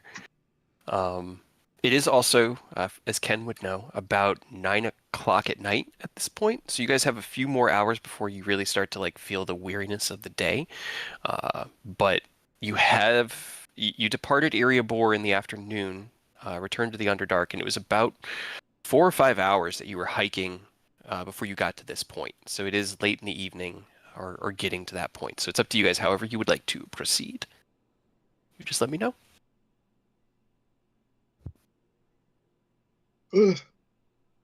Let's try to get as much travel time as possible in before we attempt to rest. Because I'd rather not rest. Yeah, I'd rather not rest down here. I second One and place I vote don't for the wanna be. not sleeping in the dark. So move on. So, yeah, so probably upstream, right? Seems like up is good way. Yeah, let's go up or continue up. Okay. So as you press on in your journey, let's do another group athletics check. Yeah. As you head for another leg, traversing the narrow. Yeah. Oh man. Okay. Okay. I'm doing great, you guys. We're all doing pretty great. It's okay. Can I just It has be flying been. on my broom? It has been a long day, and while your methods of flight, the broom, freedom, those two are limitless. Ken's wings or winged boots, he does try to conserve, so those are limited. Mia's flight is as well, pretty much limitless. It's not restricted. So there are a few of you that still need to make these difficult climbs through spaces. Uh, with those athletic rolls, unfortunately, it does take you guys a while. And essentially, what these athletics rolls are is your speed, how fast you're able to traverse the distance. Coming down the mountain, you guys actually rolled pretty well, but it still took you a few days of following down these long, circuitous cliff tunnels to get down. I think it was like 2 days to get down to Drama Shore. Um, as it reaches about midnight and your bodies are weary from battle and exhaustion, you are in a small chamber. You've been kind of following this stream that's just carving through the mountain. There's at least at this point, there was a nice like walkway up on either side where it looked like these tunnels had been carved by something massive and round, and then the river itself carved its own like rivulet through the bottom of this pathway. And as you're following it, there are moments where it's really slick and slippery. You have to slow down and help each other through these more treacherous points. After about 3 hours of hiking, you get to a chamber that's about 15 feet round. Possibly is a place that liquid had pooled a long time ago. It's almost perfectly like dome shaped. The water continues up ahead of you, kind of trickling down in this constant flow, and the stream is only about 2 or 3 feet deep, but it is a solid like bow cut through the ground itself. Do you guys keep going, or? I will say, if you do keep going, you're going to have to start making constitution checks to not push yourself too hard. As those of you less accustomed to long, treacherous travel, definitely feeling it. Yeah, I definitely want to minimize as many risks as possible. I can keep going. I don't want to sleep in the dark. We don't Yeah, have a choice. I know, No, I I'm know. okay. Do we have the little room thingamabob? Yes. What room thingy about? The spell that I cannot remember the name of that lets you Tiny It's a hut. tiny hut. Yes. We have that one, yeah. If only we still had So- the mansion. If only you didn't try to kill Rose. I wasn't trying to kill Rose. I was non-lethally shooting Rose over and over and over again. Exactly. Rose shouldn't have tried to kill the noble. Let's just say that there might have been mistakes on all sides. All right, I'm going to give you guys a little Uh, reference. We need to try to. I really don't want to sleep here, but we might not have a choice. I don't want to push us too far, and then we end up making mistakes, and that could probably cost us a lot more than we want. So I'm of the vote. We can just do a high security rest here, and then start out fresh as soon as we can. Water is So flowing. like a 2-person watch? Yeah, and I'm gonna have Fafnir and all 7 kiddos out watching with whoever.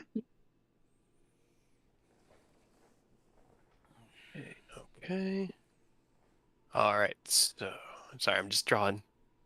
I've decided that it's easier for me to just draw these maps, is to try and find anything. All right. Let me get these out of here for a second while I drop everything to the map layer. So as you guys find this narrow or this chamber, and you've been following this really like narrow passageway up to here. It's only about 5 feet wide, and you're kind of like straddling across the river at some points, and you have to walk along one side of the stream, kind of like press up against the walls, and you finally step out into this space. It's about 15, 20 feet wide. The stream itself still cutting through the middle with this constant, gentle trickling noise. It's actually fairly illuminated in here, as the ceiling is only about 20 feet high, and you can see a cluster of those like starlight colored grubworms hanging from the low stalactites ahead or above you, creating, it almost looks like the night sky, if not for the fact that they were bugs. Gross worms. Gross worms. You're going to set up the hut. Is that the plan? Yeah. Yep. I What's guess up? this is a perfect time because I think my internet connection just cut off, so I got to reset my stuff. Okay. All right. Then who is going to take first watch? As Ken calls to Fafnir off of Mia's back and releases the armor system. The 7 kiddos all running around in this small space like tiny little kittens. Aerith, you cast out your tiny hut, which is it basically fills up this area because it's a 10-foot diameter. Mia picks up one of the little dragon kiddos and just hugs it, preventing it from doing its job.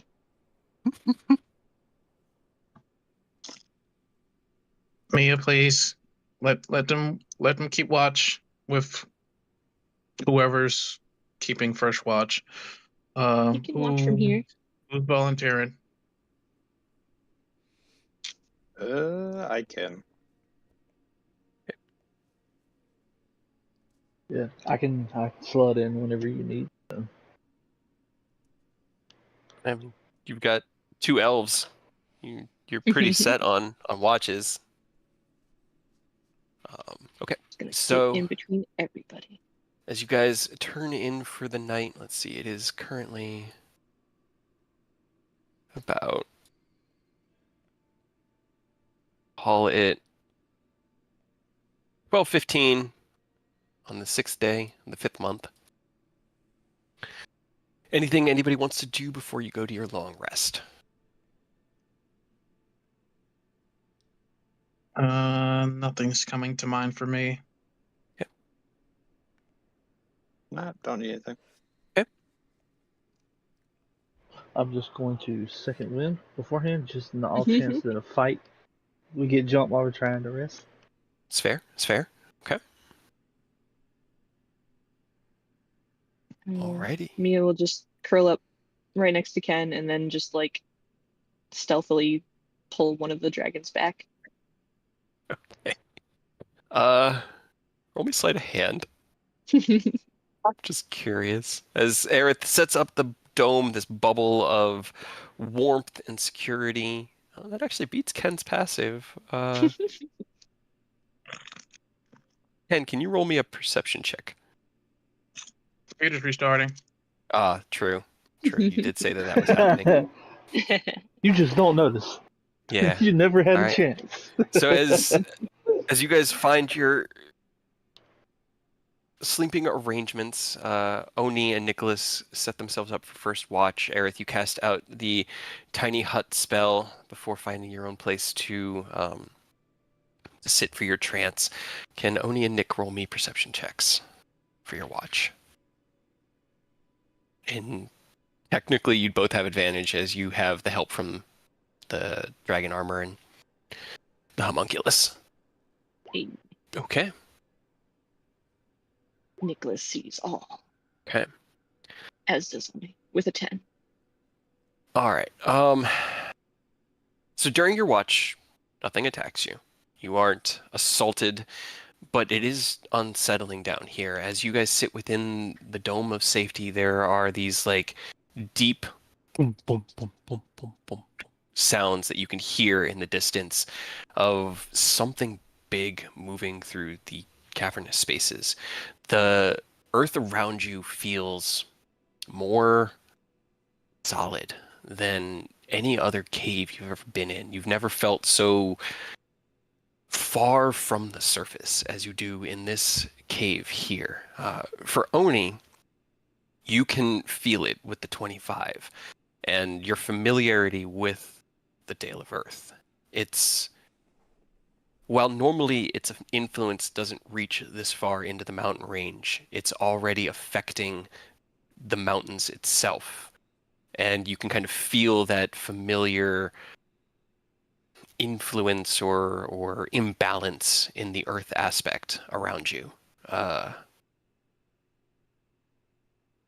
So while not threatening, it is an unsettling watch as you sit in the quiet. Is there anything you guys wanted to do during your watch? I don't think so. Yeah, I don't have anything either. As long as Okay. nothing jumps us, he's just kind of coming to terms with the fact that if the Dale's bleeding through like this, then it's not good. Yeah. Severin doing his thing, along with the mind flayers falling, probably weakening the, barrier that they were working to maintain this whole time. Not good. Not good. All right. Then as your watch comes to a close, Aerith, you conclude your trance. You still need to finish your 4 hours of restful activity to get your spell slots and HP back, but you don't need to sleep anymore. You can just be on watch. Who is going to join Aerith for watch? Yes, who will join me? I dare you.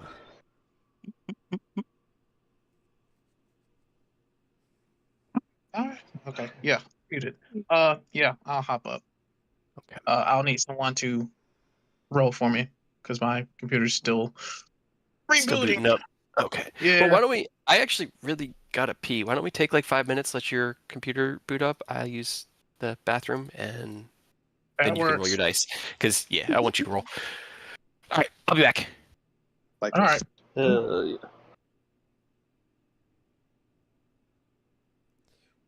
Mm. I know how invested you are in Ken, AJ, but Bob messaged me and asked if you were trying to get your campaign started back up at some point, by the way. Ah. Hmm. He said he got Damn. the itch to play, and I was like, I could let him know, but we've been kind of knee deep in Tyranny for a while now, so I said I'd let you know, but Mm.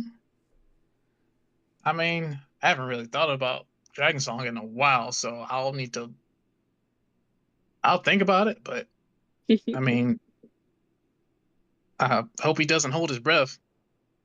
I told him. I said that you hadn't really been thinking about it, and we hadn't played it in a while.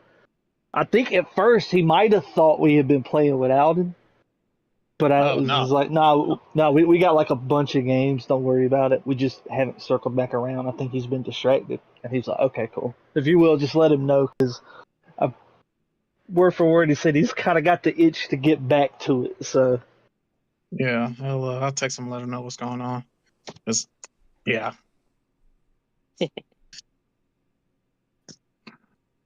I'll go ahead and text him now while I'm on my shit rebooting. he messaged me during that fight, and I was like, oh hey, what's up, Bob? He asked, "Y'all still do D&D?" It's like, "Yeah, we actually doing it right now." All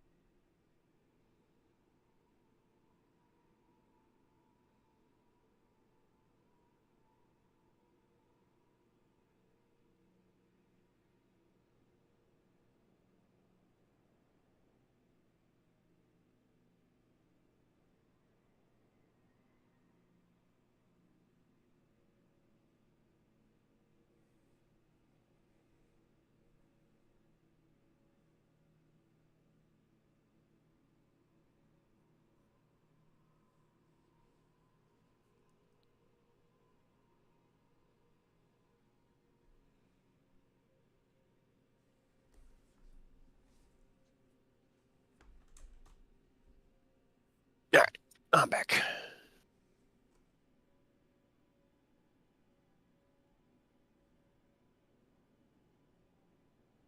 I don't wanna. I am back. Welcome back. What was the I don't wanna? For getting up for doing Oh. the watch.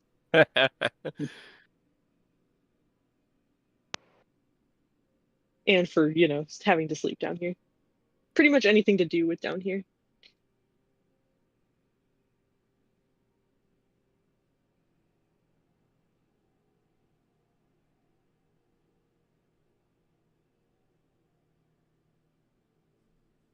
All right, Bob messaged. Computer's back up. I'm back in roll 20. All right. Yeah. Is Aurora still here? I'm here. Never left. Okay. All right, then I think we are. Just distracting myself. Oh no. Don't worry about me. Don't do that. Don't worry about me. Okay. Just continue. Okay. Okay. If you're distracted, you're gonna die. Shh, you don't know that. So as Oni and Nick kind of rest Ken from his slumber, and Aerith wraps up his trance, Oni settles himself down to begin his trance, and Nicholas finds himself a comfortable place. Ken, you've woken up next to Mia. Can you roll me a perception check? Perception. Okay.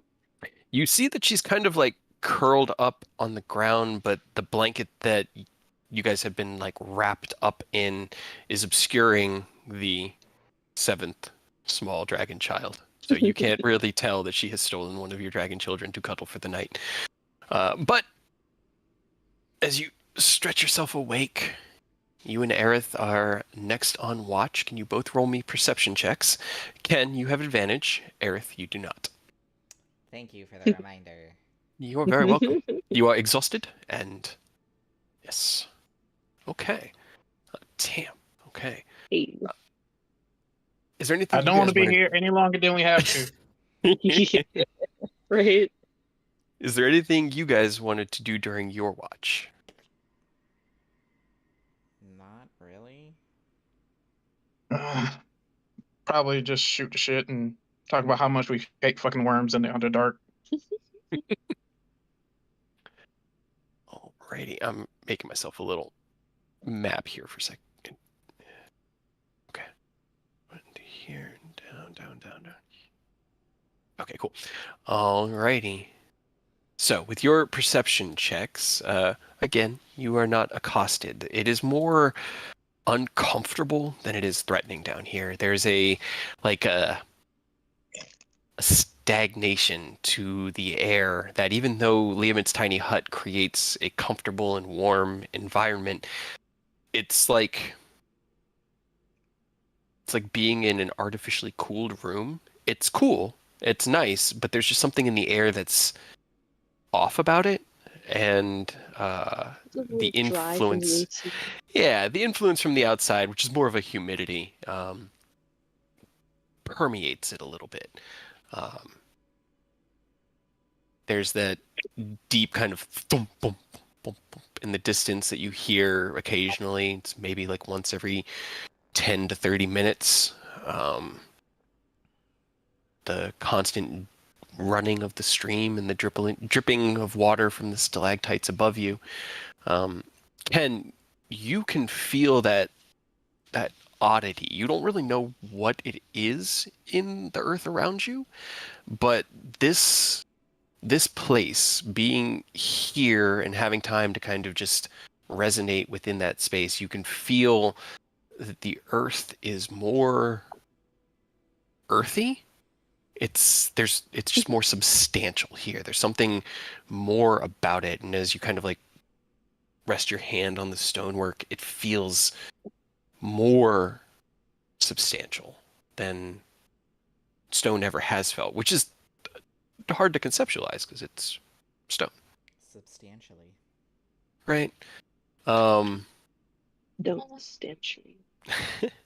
But morning comes, although there is no light. The disappearance of the tiny hut marking in 8 hours having passed, as well as Ken's internal clock alarm telling him that it is now about 8:30 in the morning, and it is time to get going. So, as we start the next day's journey, anything you guys want to do in the morning before you leave your small camp? I'm not exactly sad. Did we click the long rest button? You did, yes. You completed your long rest. You regain all spell slots, hit points. Everybody who is exhausted loses 1 stack. I need to roll something real quick. And roll for charges on your equipment, remembering that they were all sapped, I think, 2 days ago when you were on the mountain.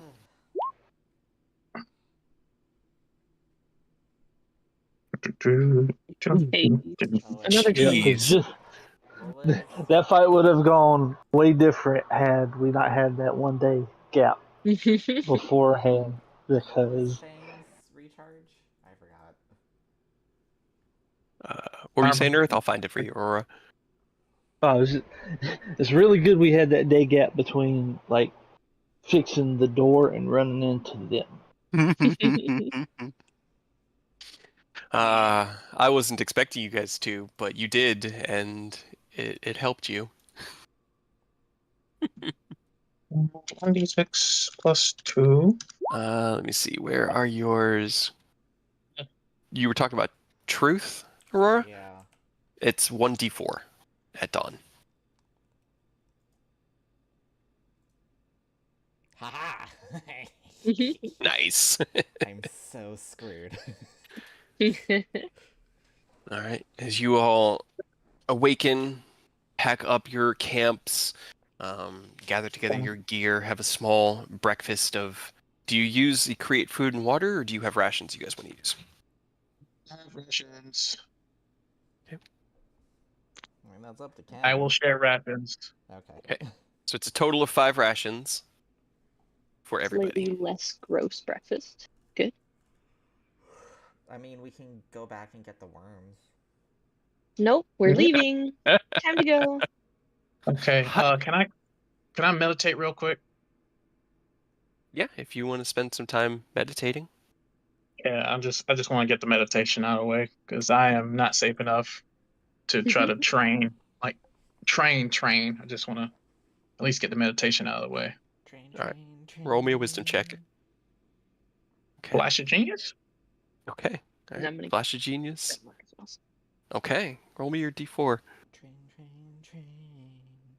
All right. So 24. Okay.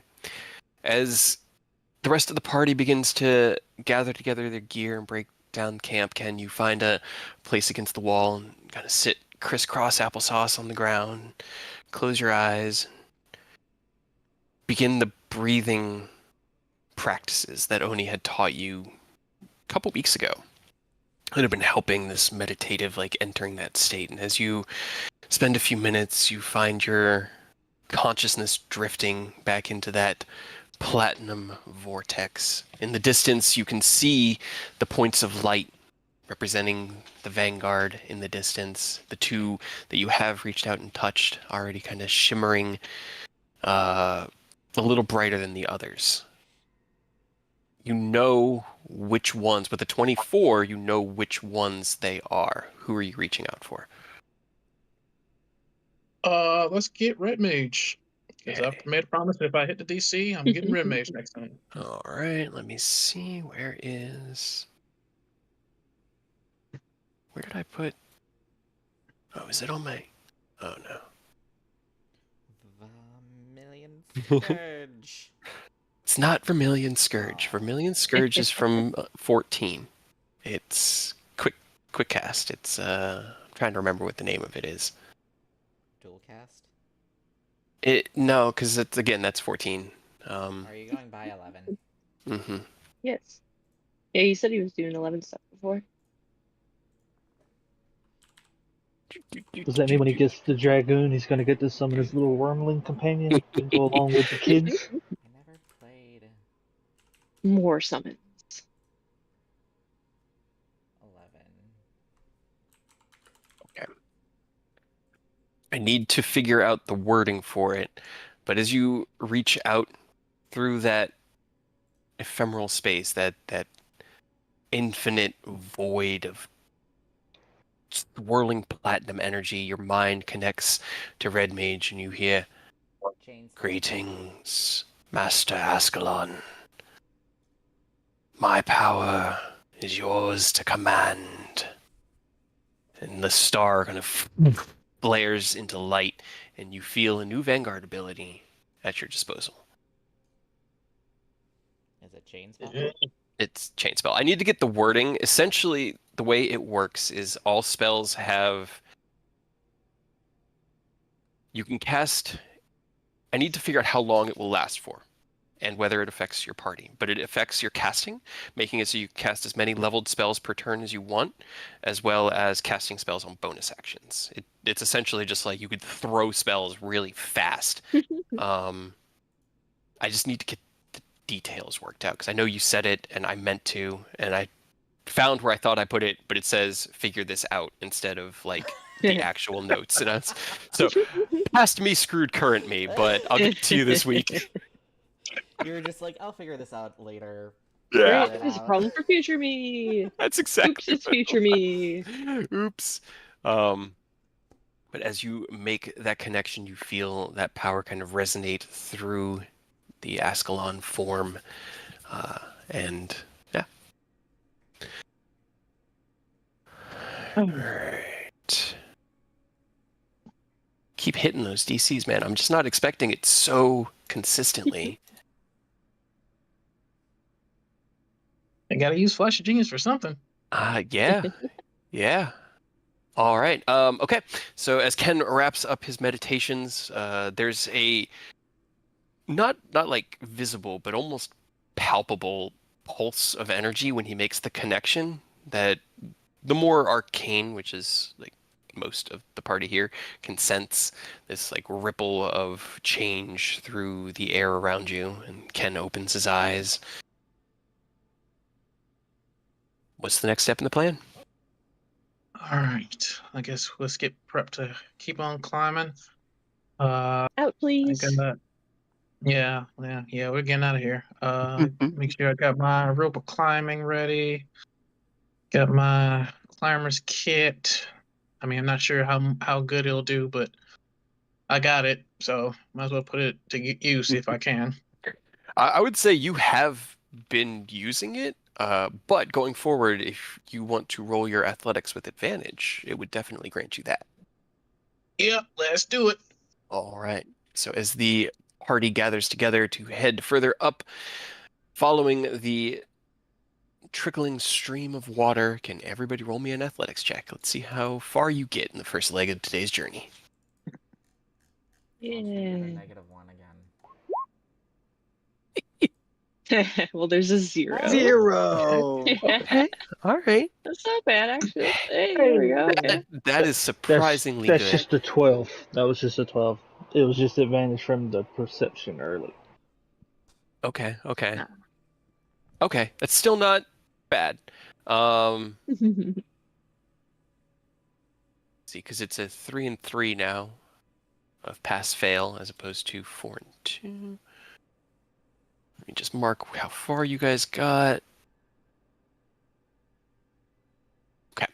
So as you're climbing up this very kind of treacherous ascent, the river itself is, or the passageway here is very narrow. The river isn't particularly wide, but there isn't a lot of foot space, so you have to like hold against the cliff wall and kind of walk sidling along it before finally the stream itself kind of just disappears into the rock wall, and you have to follow. It's not even a trail or a path like what you have been walking on. It is rocky and torn and cracked and jagged, and it requires you to take it very slow and cautiously in order to not be wounded or harmed on any of these spikes. As you are making this ascent, you have to use your climber's kit, not for yourself, Ken, but to assist Nicholas in some of these more treacherous parts, kind of lashing him to you so that if he does lose his grip or has trouble making that climb, you're able to rely on your own strength to assist him. And through your aid, the 2 of you are able to make decent, or the 5 of you are able to make decent progress upwards over the next 4 or so hours. As it hits about early afternoon, you're about, you're not even sure how much further you have, but you assume that you've walked for about half as long as you did coming down. So if the tunnel lets out at the same place on this side of the mountain, maybe tonight, possibly tomorrow morning, if you can keep this speed up. As you stop to take a short breather and kind of reassess yourselves in a small cavernous space. Is there anything you guys wanted to do before you press on for your next leg? Yeah, just stretch a little bit, shake things out, drink water, like they taught us in the military. Stay limber. Yeah. Beat the heat, drill sergeant. Beat the heat. God damn it! Shut up. Just have flashbacks. Shut up. All right. So pressing on for the second leg, can everyone roll me an athletics check? And then, let's see, Mia did it last time. Aerith, can you roll me a d8? Oh. No. Okay. Oh, we need to make a Hold on. All right. Oh my god. I'm gonna try to do. I'm gonna give myself advantage to roll again. Okay. Slightly better, please. That's better. That is Okay. better. That is much better. As you guys continue the journey, the next 4 hours of hiking through the tight spaces in the mountains, you are slowed not by the difficulty of it, but just the size of these passageways. You keep having to like sidle through, crouch down. It's not a trail that is regularly walked like it was when you came down from the other side, where it seemed almost like an entranceway or a path. This is trying to find your way through the mountain, moving in this constant upward, like we just got to keep going, pathway. You eventually come to a vast opening ahead of you, and with the current light you have, the gem of brightness, and your dark vision, you cannot see the other side. Looking down, it looks like the floor beneath you, or the chasm beneath you, is about, it's beyond your vision, so it just keeps going and going and going. You can see little like islands almost of stalagmites poking out through the darkness at the edge of your dark vision ranges of like 150, 120 feet. So it's not an infinite abyss going all the way back down to where you just came from, but you found yourselves in a very wide and open chasm. What you guys doing? I hate this place. I know. Yeah, me too. We're just gonna take this not slow, but not fast either. Just keep our heads on a swivel. We'll be able to make it through just fine.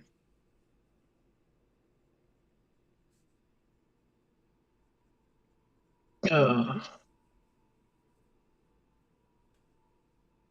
See if I can draw you guys a little reference here. So what your passageway you came up was like kind of twisted and turned a bit and was really narrow, got a little bit wider, came out to here, and there's like this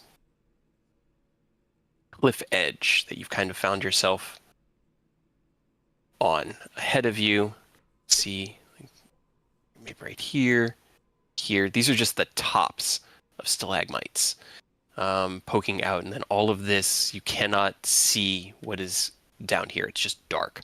The edges kind of go out and beyond where you can see, and you don't see any other egress. It's just sort of a dead end at a giant chasm. Can I pick up a rock and Ew. cast light on it and drop it? Okay. Let's see. You cast light.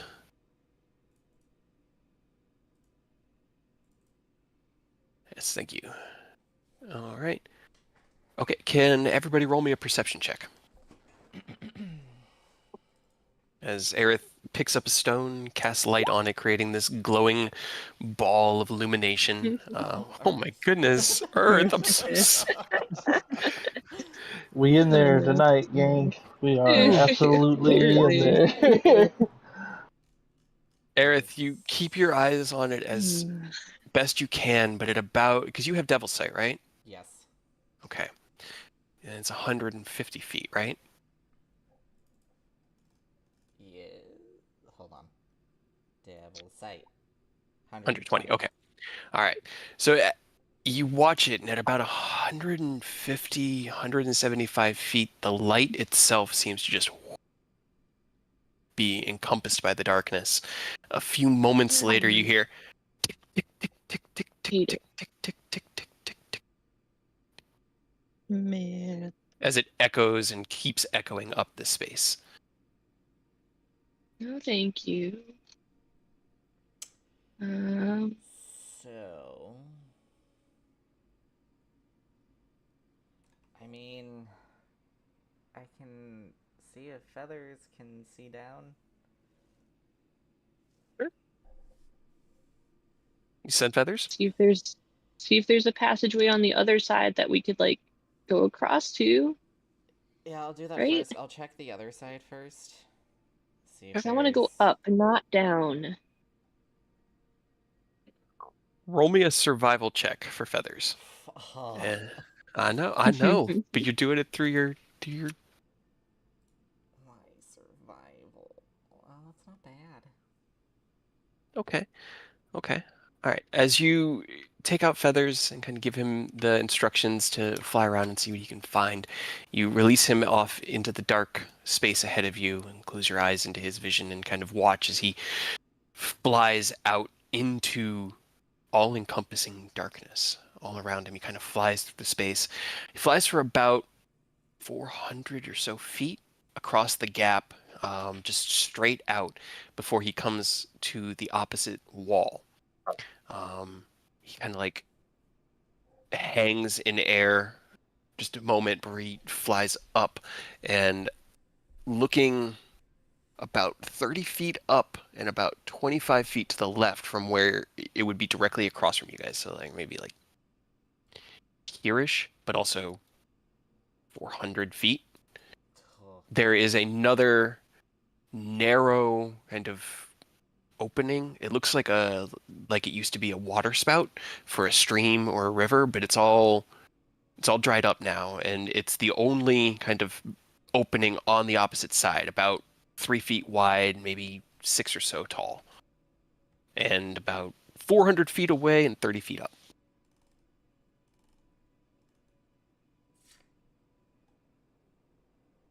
Well, Having seen that, he flies back across the space and kind of perches back on your shoulders. I'll relay the information. Oh, its dark vision is 120. That's good to know. That makes sense for an owl. Yeah. I was basically tracking it like he was an owl. Like he'd be able to see stuff in the dark because it's an owl, They're nocturnal. right? It's an owl. It's an owl. So is that where we're going?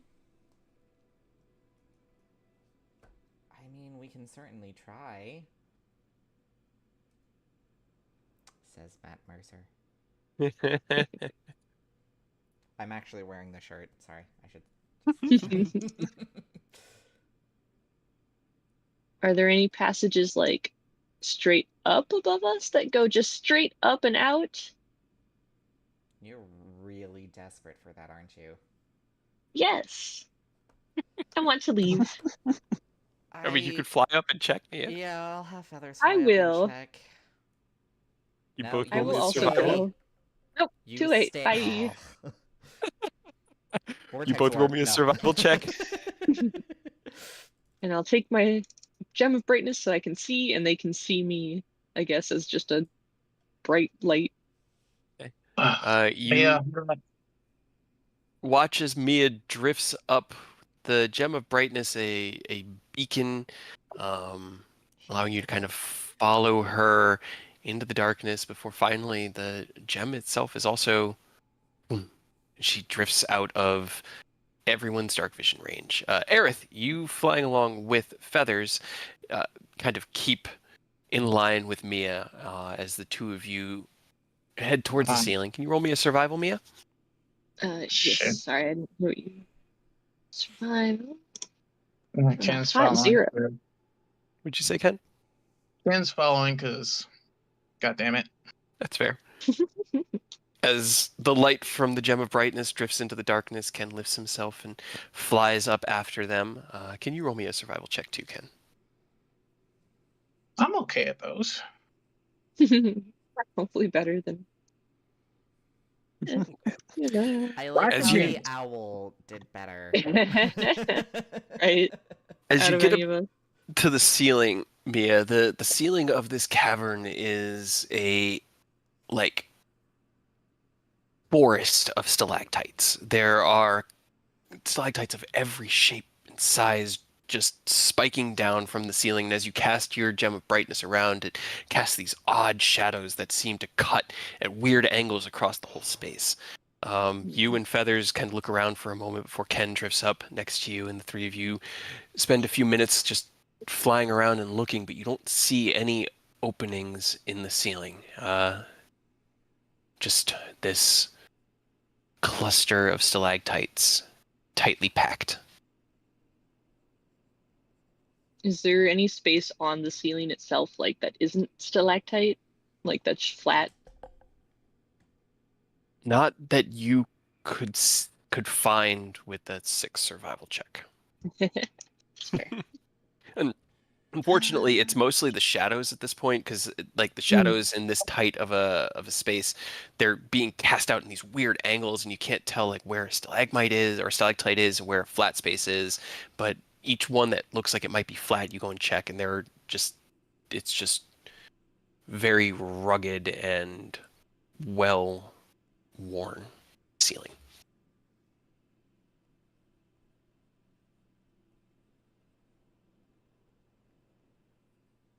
And trying to see if.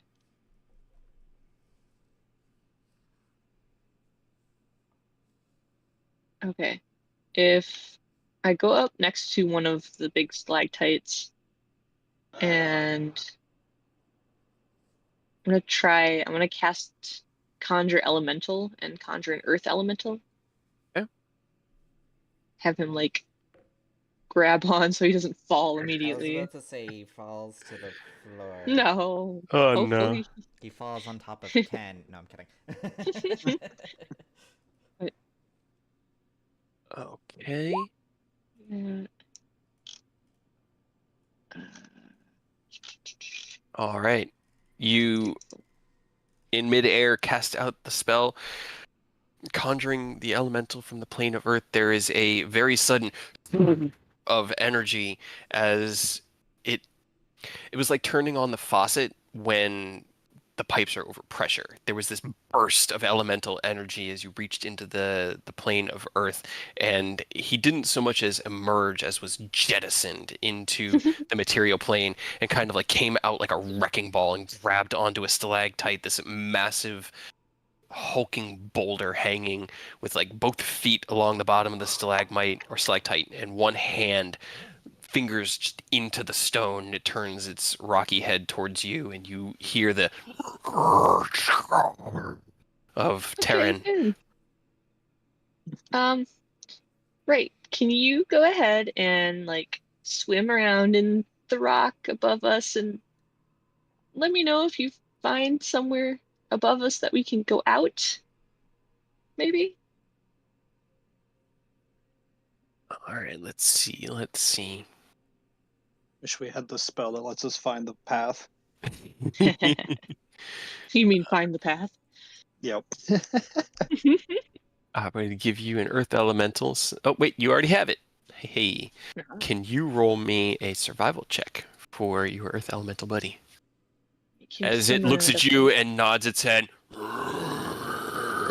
It kind of like turns its body and grabs the stalactite with its other hand, and then it just like, as though it were hugging the stalactite, trying to crush it like a bear hug, it pulls itself into it and just disappears into this like thunk of stone and swims up into the earth above.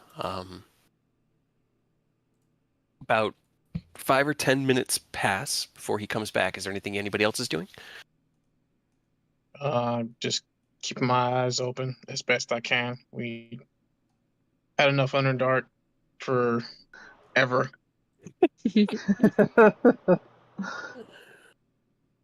Just keeping eyes peeled, making sure nothing bad's happening. You know, the usual. The usual. I don't. It obeys any. Okay. Okay. As you keep your eye on the ceiling, eventually the face of the elemental emerges, and then like two hands come out and grab on and pull its whole body out. And as its body like emerges out from the stalactite, it twists around until it's back in that hanging shape, and it just shakes its head back and forth at you like. No. Nothing. Anywhere.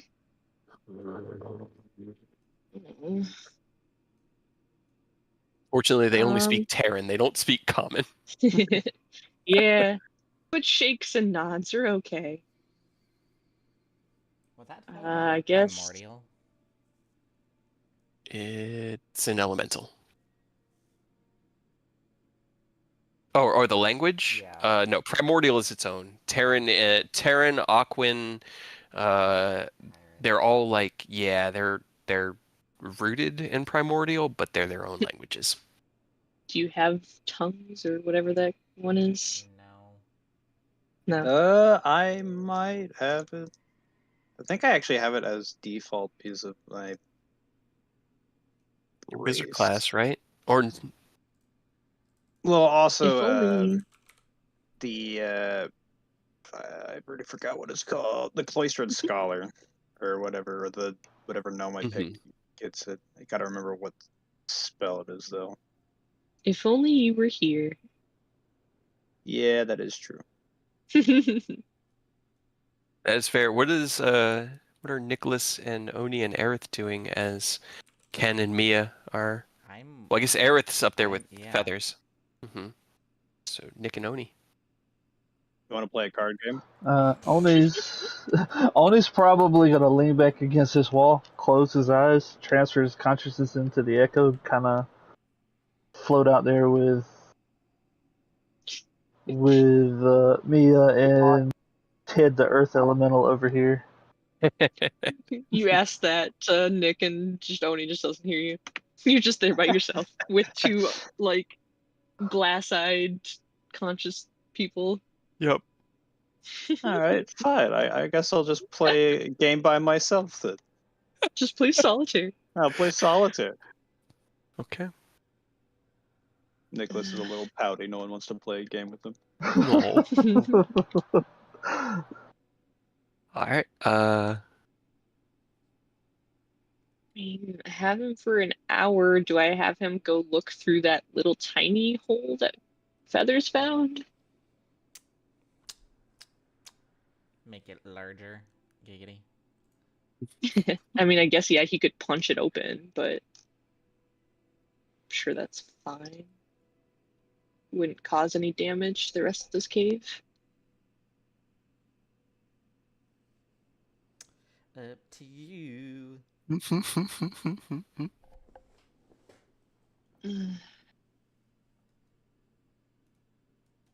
Seriously, you didn't find anything anywhere up there.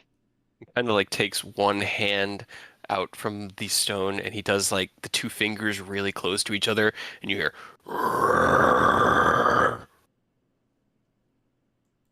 So, like a small passage? he nods. Okay. Can you make it bigger?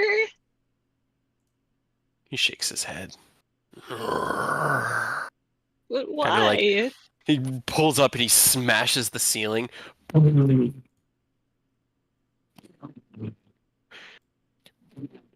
one of the stalactites cracks loose and falls and falls and falls and falls. And then finally you hear That's and he kind of fine. looks at you like, what do you want me to do? I mean, I don't care if you destroy like the whole ceiling if it gets us out of here. Wait, hold up. Let's not get too hasty. Kind of tilts his head sideways and starts heading back up to go destroy the ceiling. If the whole ceiling falls and then as long as we're not in the way, it can just go below us and then we can get out, right? I don't think it's gonna be that easy. It could be. The hope. Let's just keep looking around. Maybe there's another path your friend hasn't found just yet. Putting extra eyes on things can clear things up. Kind of like climbs up towards the relatively flat-ish space that was created by the broken stalactite and starts like pulling his arm back to smash into the ceiling and looks down at you. Yes, you do that, and we'll go fly around other places so that we're not in the way of your work. And maybe find another hole. Okay. All right. So the four of you are going to go scout some more? Yes. You mean I rather so have- desperate. Okay. Mia, can you roll me a d20 and then the four of you Feathers, Oni, Ken, and Mia, can you roll me another survival check? 20. I see. I don't know if that's good or bad. Oh. Okay. All right. You guys begin to do another pass, and the first thing that Feathers leads the three of you to is the opening on the opposite side, and it is tight. You could make it through, but you'd kind of have to like crouch through and crawl, and it doesn't seem to be opening up within the 30 or so feet that you can see up this tunnel. Behind you, you hear this constant about 2 hits every 6 seconds or so. And then every minute or two you hear. Yeah, we need to. Yeah, I think this. How Yeah, long I do you think we got- guys spend waiting for him to? Not. Because he's just carving away. Yeah, not long because there's no telling if there's any more worms, and I'd rather not fight any more worms. So this hole we found might be the best bet. We'll just have to just try our best to crawl through. Yeah, How Mia. long is? How long is not long? Because I'm just curious. 5 minutes, 10 minutes, 1 minute. Not even 5, maybe like 3 minutes max. Okay. So as you hear the third stalactite kind of crack itself loose and begin to fall into the abyss, and then that echoes up through this vertical chasm. Actually, see if a worm does like burrow its way through and eat the elemental, then there's a pathway, right? And then they fall in Silver a hole. lining. Can we?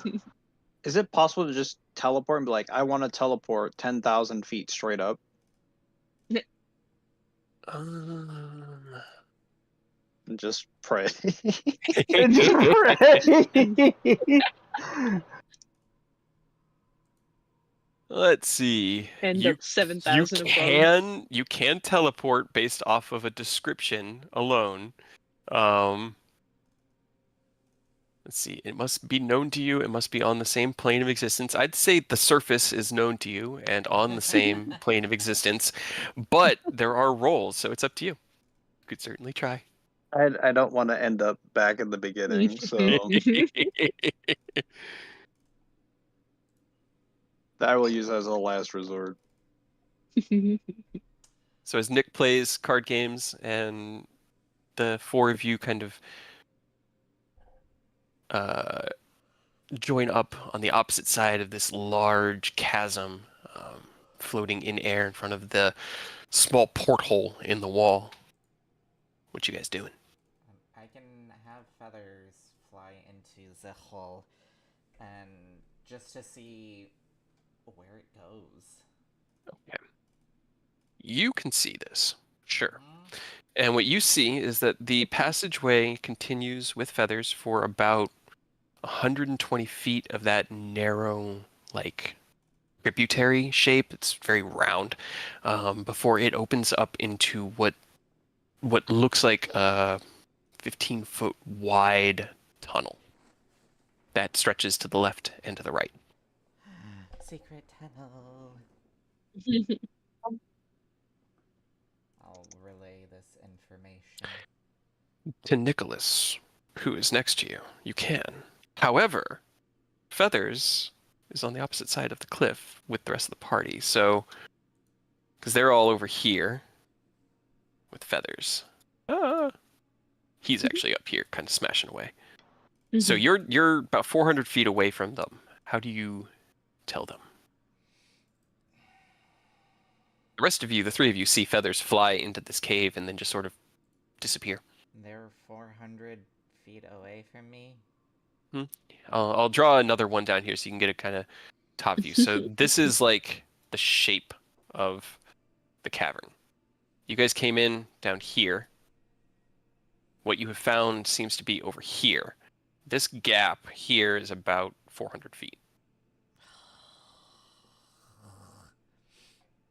And it's littered with the stalactites off the ceiling, and there's just a big open chasm. I was hoping message would be fine, but no. Nope. A little too far.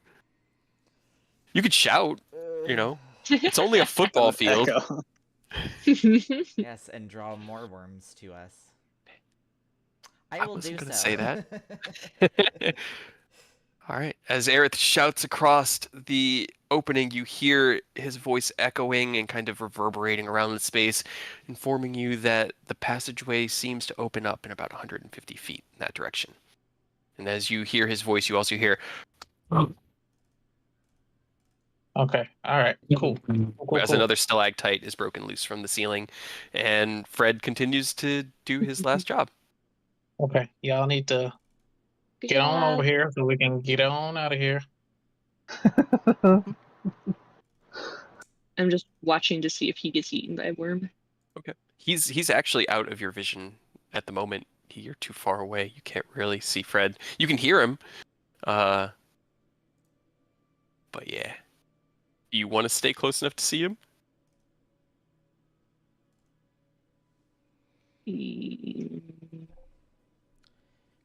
Yes. Okay. As you hear Eris' voice shouting across the gap, you saw Feathers disappear into the small tunnel. Ken, you look over your shoulder, and Mia is drifting back towards where you hear the sounds of Fred smashing away at the. Actually, Fred's the crocodile. What's this guy's Yeah, name? I can't remember. That's why I think it was Rocky or something. Rocky. Rocky with an I. With an It was I. confusing. Rocky with an I. That's it. Yep. Mia is heading back over towards where you can hear Rocky still smashing away at the ceiling. You and Oni's shadow are still suspended here next to the gap. What are you doing? I'm gonna tell Mia to try not to go too far ahead because we gotta wait for everyone to get over here so we can start moving. Because we don't want to stay Okay. here too long. I can always jump back if I need to. I just want to see if maybe he can, or if he gets eaten by a worm. Well, don't be too close if a worm does pop out. But I want to see him fall in the pit. As you drift But over, I won't be too close. Okay. getting close enough to Rocky to see him, he has carved his way actually into the ceiling at this point and is smashing like a wider opening directly up in the direction that you had sent him. The cracking that you're hearing is a lot of like the stone work that he's carving into, but just the reverberations from the impact kind of feeding into the stalactites around him and causing them to crack as well. But he's almost entirely out of your like in the ceiling at this point. Doing great. He's taking too long. How How are long we has getting? it been? About 3 to 5 minutes, maybe 5 See, minutes. that's not bad. It's too long. He sticks Yeah. around That's for not an hour. bad. Don't like it. We need to get out of here. I know most of the party. How are we getting everyone across? If that's what you guys want to do. I grab Nicholas like an animal and plop him on my broom and fly over. As you shake your vision from Feathers, you look down at Nicholas as he's got his card game out in front of him and is kind of setting out his solitaire game. You just grab him from his game and take him. My cards. I pick him up, he complains about his cards, and then I No, just pick give up me his my cards. Stop it. Put me down. Behave yourself. I have not given you permission to pick me up. It's very rude behavior. And after you all left me alone. What are you talking about? I've been sitting right here the whole time. No one want to play card games with me. Just get on the broom. Alright, I want to pick up my cards first, and then I'll hop on the broom. Yeah. Sounds Grumbling good. a little bit. Sounds good. Mistreating your elders. All right. As you climb on the broom, Oni, you're just floating back across. Yeah. You He'll Shift. snap his consciousness out of the echo, and then actually no, I don't even have to. I could just trade places with the echo. I'm good. There you go. I can just pop on over there. All right. As Oni turns a little bit more translucent, and then whoa, the echo fades and is resummoned. The two of you hop onto the flying broom and begin to make your way across the gap. The sound of above you, you keep like craning your head up, and to your right, about 30 feet, you see as one of the stalagmites or stalactites, I keep saying it wrong, cracks loose and falls at the edge of your dark vision, and it's massive stone just plummeting straight down. And after about 6 or 7 seconds, you hear the two of you eventually meet up with Oni and Ken at the other end of the chasm. Mia still back towards the center of it, over where Rocky is smashing away at things. Are you gonna follow them as they pass you, Mia? I'm gonna give it as long as I can to see if he breaks through anywhere Okay. or gets eaten. Okay. Okay. All right. All right. You wait. How long does everyone else wait for Mia? Nope, I'm gone. No, Well, I'm I kidding. have. God damn it! Well, I have to wait for Mia for obvious reasons. So, God damn it! You don't have to. No, I got to.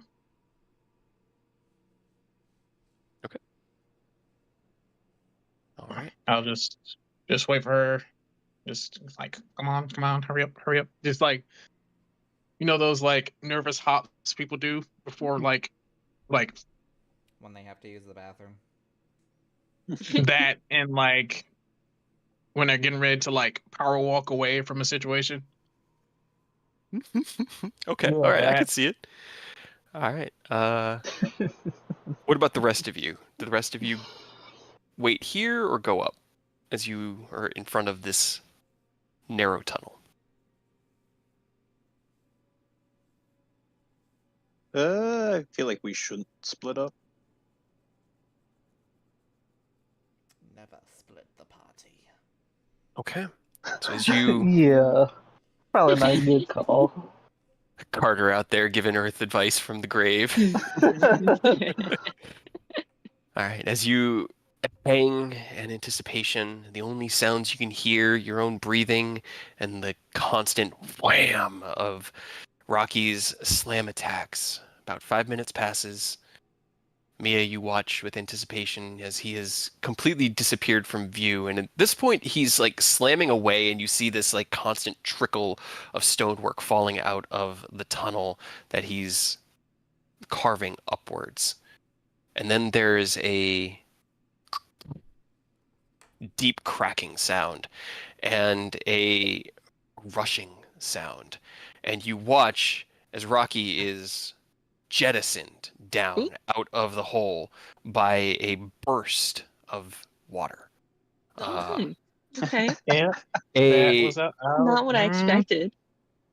a deluge about Huh. 10 feet in diameter pours out of this space, spraying out in a wide cone and raining down into the cavern below you. Rocky is just Yeah. jettisoned into the I'm ground, and he kind of falls, and you hear. Thank you for your service. Actually, I'm curious. We'll never forget you, Rocky. You were a real one. You hear in the distance as he only takes 60 points of falling damage and isn't actually killed by It's the fine. descent. However, the hole that he had been carving is now rushing with water as it pours down in this twisting torrent. You watch it for about a minute, and it still is just roaring out. How long do you hang here? That seems not ideal, I guess. Okay. Coming. And I'll just dash back towards them. Okay. So as you hear in the distance the cracking and roaring of Rocky, the rushing of water, and the sound of what sounds like a thunderstorm happening in the distance, about a minute later you see Mia drift closer to you with a smile on her face, and looks like she's ready to go. Bad What was news. that? That didn't work. What did you do? Well, I didn't do anything. What did you do? It was Rocky. He didn't find a path to the surface. I think he found a path to a lake. Oh God. I mean, that works, right? See, we could go up into the lake or wait for it to And, all come down here. and potentially drown us all because we don't know how much No. water. We don't know how much water is above us, I so have we need to water go. breathing. You see, I Aaron don't. has a thing we can breathe. I I think don't that's know why I only just said that. that's only single target, right? No. No, it's No, the it's whole a whole party. group. No, you can get the whole party. Okay, well, I still don't want to risk it. Let's go. Mm. Okay. Fine. You guys crawl into the space. What is the marching order going through the tunnel? Because it's only right now until you get to that opening that Feathers had found. It's single file. So we'll go like this is the front over here, and then this is the back. I guess I'll lead. Alright, I'll be behind Ken Okay. as the secondary melee guy. I'll be behind Earth. All right. Oni, Oni. where are you going, Mia? I Following in don't after? want to go in there. Mia, please. Whoever's Not right now. last, Echo's gonna be behind them. That way, Gotcha. there's a little bit of a buffer. Cool. Probably In case we have get the jumped from behind. Damn. All right. It's hard to stand like shoulder width, like wide, but for Mia, your head isn't quite touching the ceiling. It's only about 6 inches above you, so it's a little low and cramped. But you've been in tighter spaces. Rest of you kind of, especially Ken, has to crouch down just a little bit to fit into the space. Oni has to compress himself a little. Nicholas, this is just a comfortable walk for you. But you guys traverse the next 150 feet or so, emerging into this 15-foot tunnel. The ground here is dry. It stretches to the right and to the left, and there seems to be a slight upward slope to the right. Your ascent up this path wasn't like a straight up. It kind of turned a little bit one way and then right before it entered into this wider opening. Which way you guys going? The upways, I assume. Yeah. Okay. Yeah, we're All right. continuing up. All right. As we get to the third leg of today's journey, let's do another athletics check to see how much progress you guys make. Why? Can't I just backflip through the path? What? Hey, I got a 20 Oh. somehow. You did. Somehow. Okay. All right. All right. You guys hike for the next 4 hours until it's, Ken, you'd estimate maybe about 7 o'clock at this point. It's getting close to dinner time. Your stomachs are starting to rumble because all you've had are the rations today and what little you could snack on during the hike. The ascent from this point goes smoother, but the hike itself is tiring. And after the battle with the worms, the tight quarters, everything you guys have been through, it just wears on you and you move a little bit slower without having really recognized it. Nicholas is apparently very incentivized to get the hell out of here. I don't like this place. He and Ken lead the pack trying to push you guys out. After about 3 hours of your hike, you enter into a very, very wide open space. There's something. Still underground. You're still underground. It's another large cavern, but everything around here is damp. It's only about maybe 70 feet to a side, and you can just see about to the other side. Aerith, you can see the whole shape of this cavern. And what you can see, well, roll me a perception check, Aerith. I want to see if you can see it. Let me see. I see nothing. Maybe. You can No see that the cavern walls kind of like there's a lot of these kind of like pod-shaped openings in the mountain that you would assume were like reservoirs for water at some point, places where it pooled and carved away the mountain before opening up into different passageways. Everything around here is extremely wet in this cavern, in this cave. It's all still like tangibly damp, and as you kind of scan through the area, what's everyone's dark visions? You know, Ken and Mia have 60. Mhm. Yeah. Aerith's I'm pretty sure 120. mine's only 62. I'm pretty sure. I believe mine's only 60 as well. Okay. I'm It's so a higher DC, special. but can everybody roll me perception? Can I cast water breathing just as a precaution? Mhm. Sure. You absolutely can. Okay. All right. It's at the edge of Oni's dark vision, but there is a darker patch about 5 or 10 feet wide in the very center of what looks like the bowl that used to be this cavern. And as you look at it, it looks like a drain, like a vertical opening.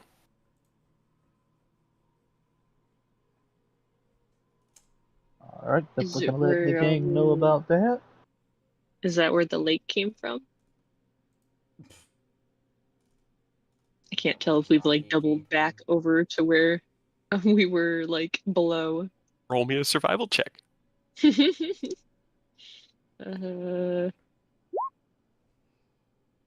16. 16. That's not bad. You kind of think back on it, and the path that you had to take was very windy up to this point. It could be where the water came from. Man, see, we could have gotten all up here so much faster. On the opposite side of the cave, you can see what looks like another tunnel opening leading further up the mountain. There is almost like a walkway. It's just sort of a ledged edge to this cave that goes around the left-hand side that you guys can traverse. And as you walk past it and can see the drain hole in the ground, Mia makes the connection that this might have been where all of the water came from. And you guys can continue upwards. You hike for a couple more hours till it's about 7:30. You're still in the caves, but they have gotten wider now. Most of the tunnels here being about 10 to 15 feet wide. You can walk shoulder to shoulder, and that imposing feeling of the solidity of the earth around you hasn't waned at all. But the strange glowing fungus that you had seen lower in the caves has completely disappeared. There are crystalline growths, kind of like shards of what looks like quartz poking through the cliff walls here, as well as like veins of ore running through the cavern. But at about 7:38, you can either push on for one last leg of the day, or make your camp here and start again in the morning. But you are still in the mountain. Nope. Yeah, let's keep it pushing. Okay. Roll me one more athletics check as a party. Please, let us be done. Let us be done. And Ken, you do have advantage because you have your climber's kit. Yay. I'm just being dragged by my broom. Okay.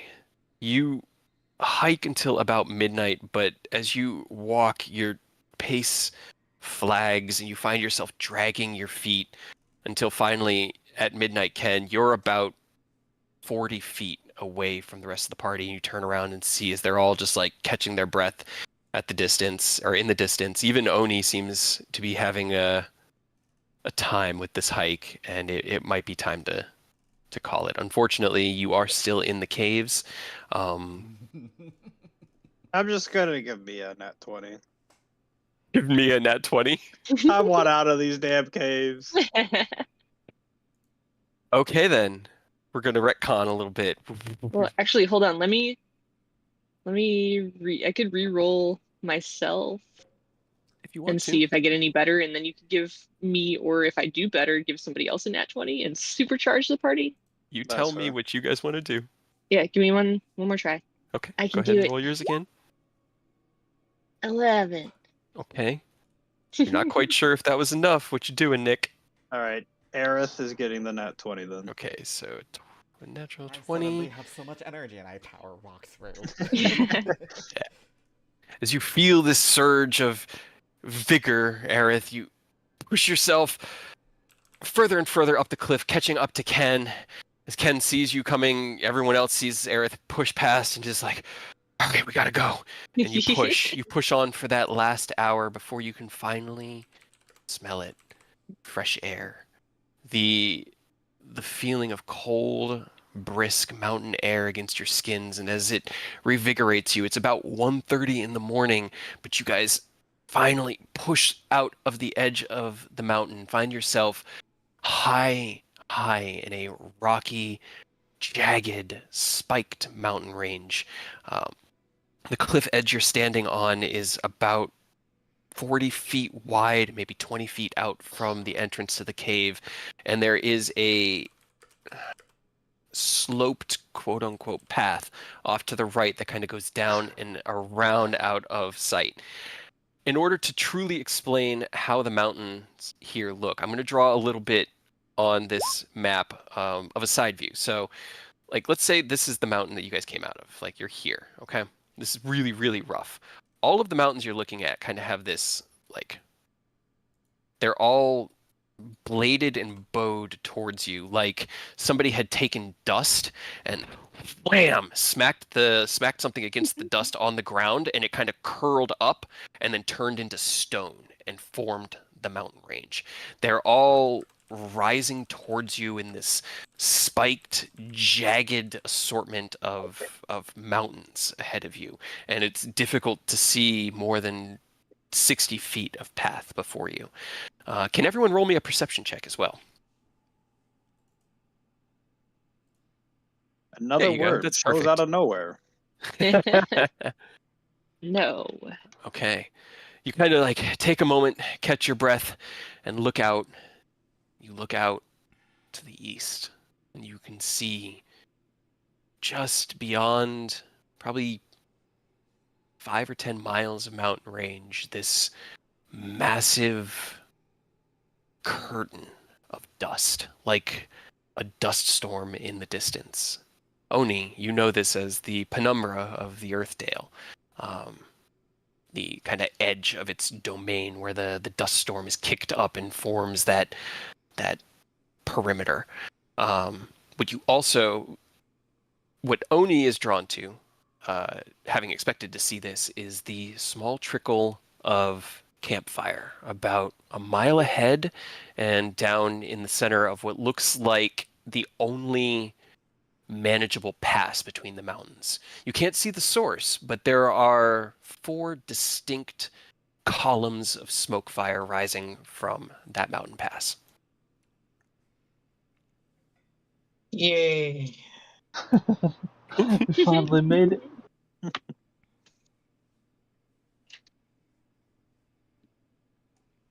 I cast Liamon's tiny hut. Okay. Yeah. As soon as we hit blue sky, Mia just, oh, thank God, and then collapses on the ground. Okay. Don't collapse on the ground. I'm down here now. No, you're not. Ken's gonna pick you up. Are we not camping? I mean, I would, yeah. So, Then it's fine if does she's Oni underground. tell us about the campfires? Oh yeah, he would have pointed it out as soon as it was Okay. visible. You look out in that direction, Ken, and you can see them against the dark mountains and this faint trickle of smoke out of the mountain pass. Well, not sure if that's friendly. I am too exhausted to figure it out. So let's just do another high security rest here. And then, we'll try again in the morning. Alrighty. Who's taking the first watch? I'll take the first one. You take the first one, okay. Let's do that one, maybe. Got the kiddos and Fafnir with me. All right. So as Aerith casts out the tiny hut, the bubble of protection blended into the stonework that you guys are up against, you find your comfortable spaces within the camp and begin to rest. Ken, you sit up to man your first watch next to Mia. Is anyone staying up with Ken? I know Aerith said he was passing out. Only will if he needs somebody. Cool. All right. Can you both roll me perception checks?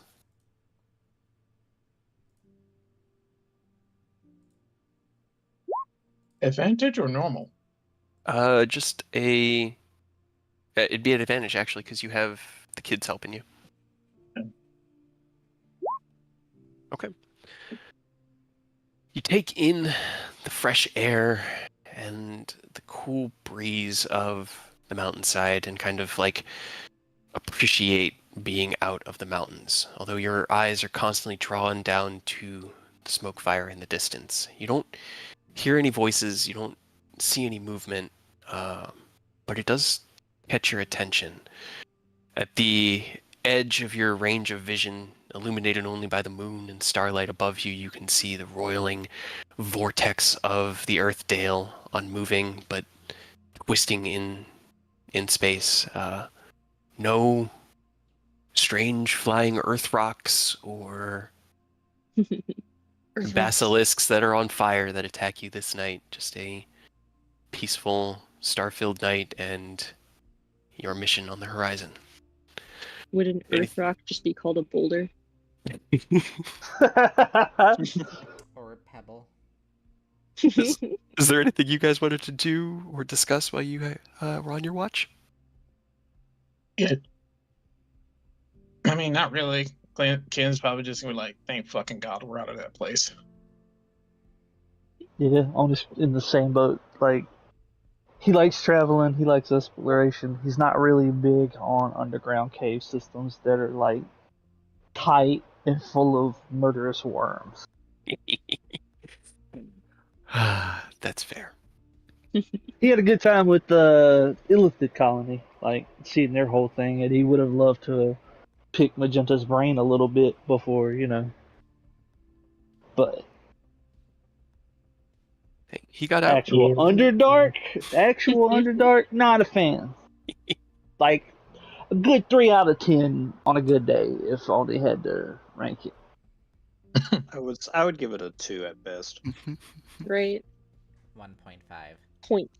I was gonna say 0.5. It was only because Magenta was there. Hell yeah.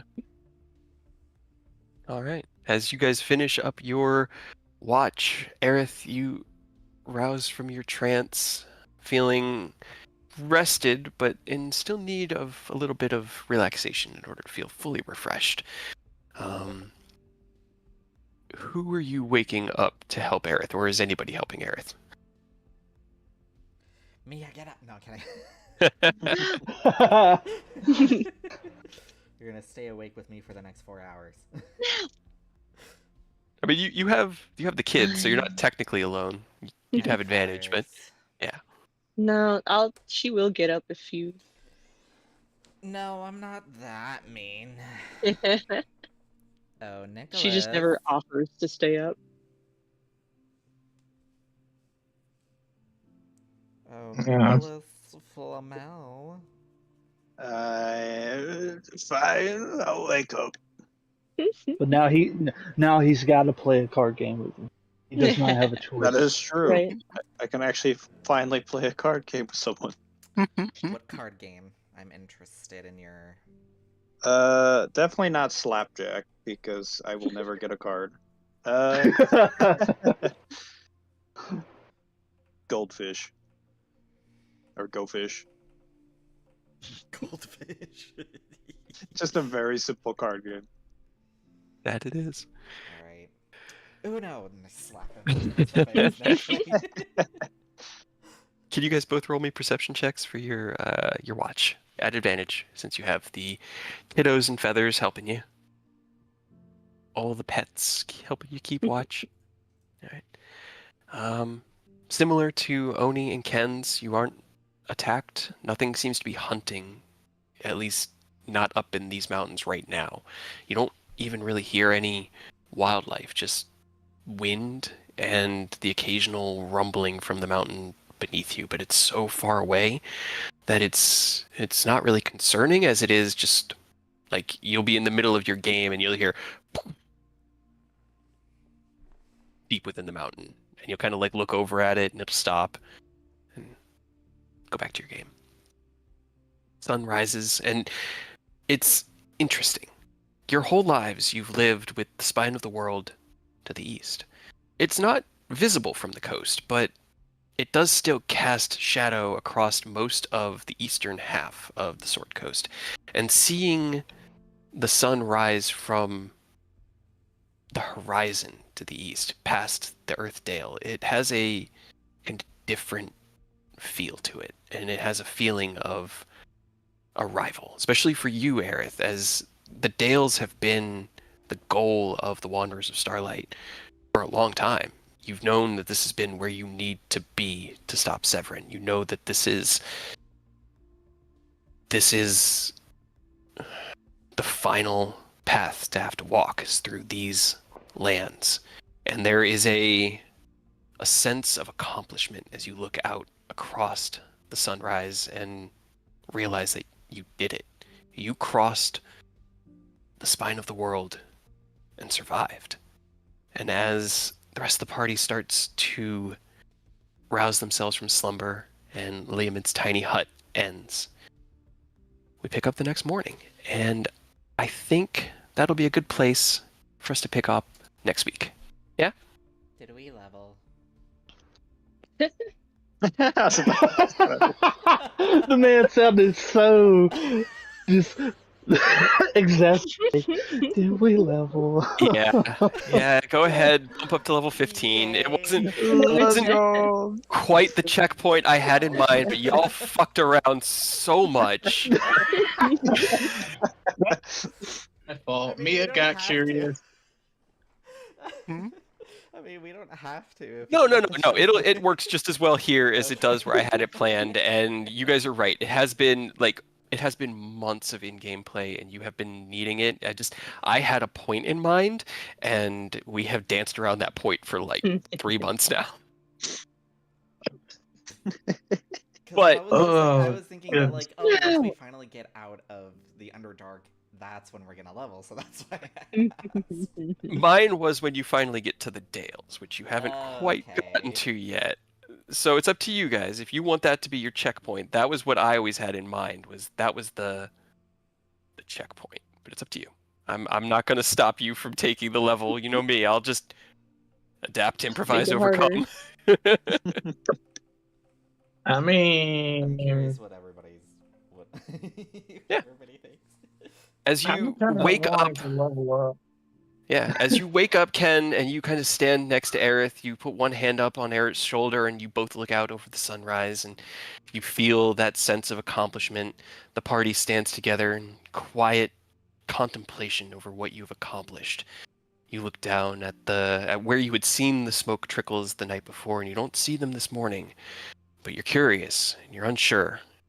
Do you also feel emboldened and stronger and more capable than you ever have before as you all hit level 15? Yep. And I weep. 8th level spell slot. I weep for the 8th level spell. I can now supercharge Mia. Oh, I know. Aye. Oh. Roll, and I just roll for average. Well. Poor Mia. Living that cray life. I rolled like above. 3 2s. Just above a 1, so don't get to roll again. Just. Aha, get perfected don't- armor, baby. Hell I don't yeah. know if I want to roll because I already have Do such it. low HP. I swear to God, if I get a 1. Then you get to reroll it. Hey, I got average, so. there you go. That's because you hit average. Yeah, you Oh, hit I thought average. I thought I hit roll. God damn it. Nice. Oh, Hey. That's fine. Uh, 8th level spell Okay, slots. so here's the question: Hmm. what do I want to give only expertise in? Ooh. Athletics. What do you... Yeah. Athletics. Right after we don't probably need it anymore. You're right. Oh, I'm sure that'll be the I'm only sure we'll hiking you never guys need need it. to Yeah. do. You have the airship here. You could just fly to where you. Oh wait. What is Dark Star? Hmm?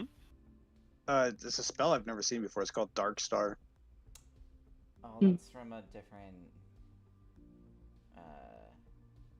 That's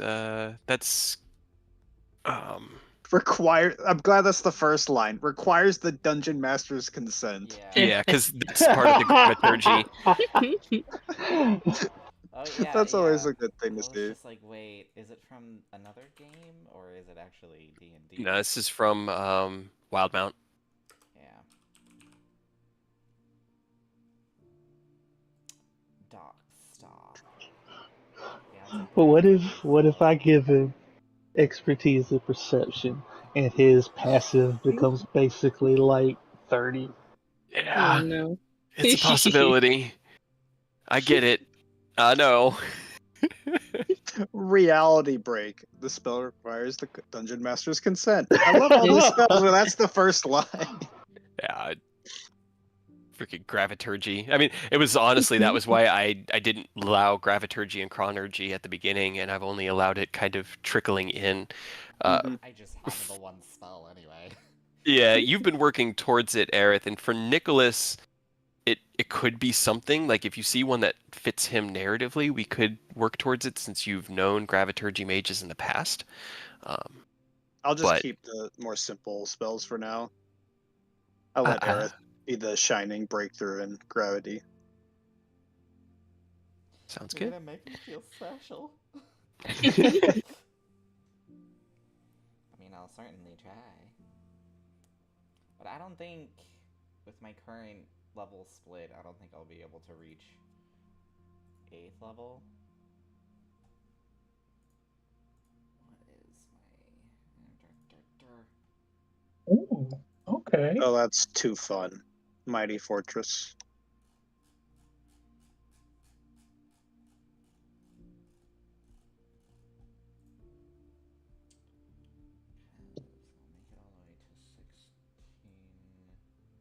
Oh.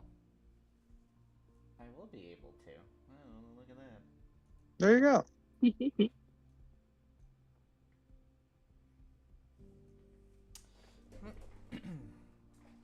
So, by the time I reach 15th and Wizard, that's when I'll be able to pick up 8th level spells. Yeah, I'm living that currently- multi-life. Yeah, I'm currently 11 for 11 Wizard for Warlock. That's not bad. Nope. Yeah. I was able Yeah, to finally get... that's my break right now. I'm 11 fighter 4 month now. I was finally able to get 6th level spells. So I picked up 2 very interesting ones.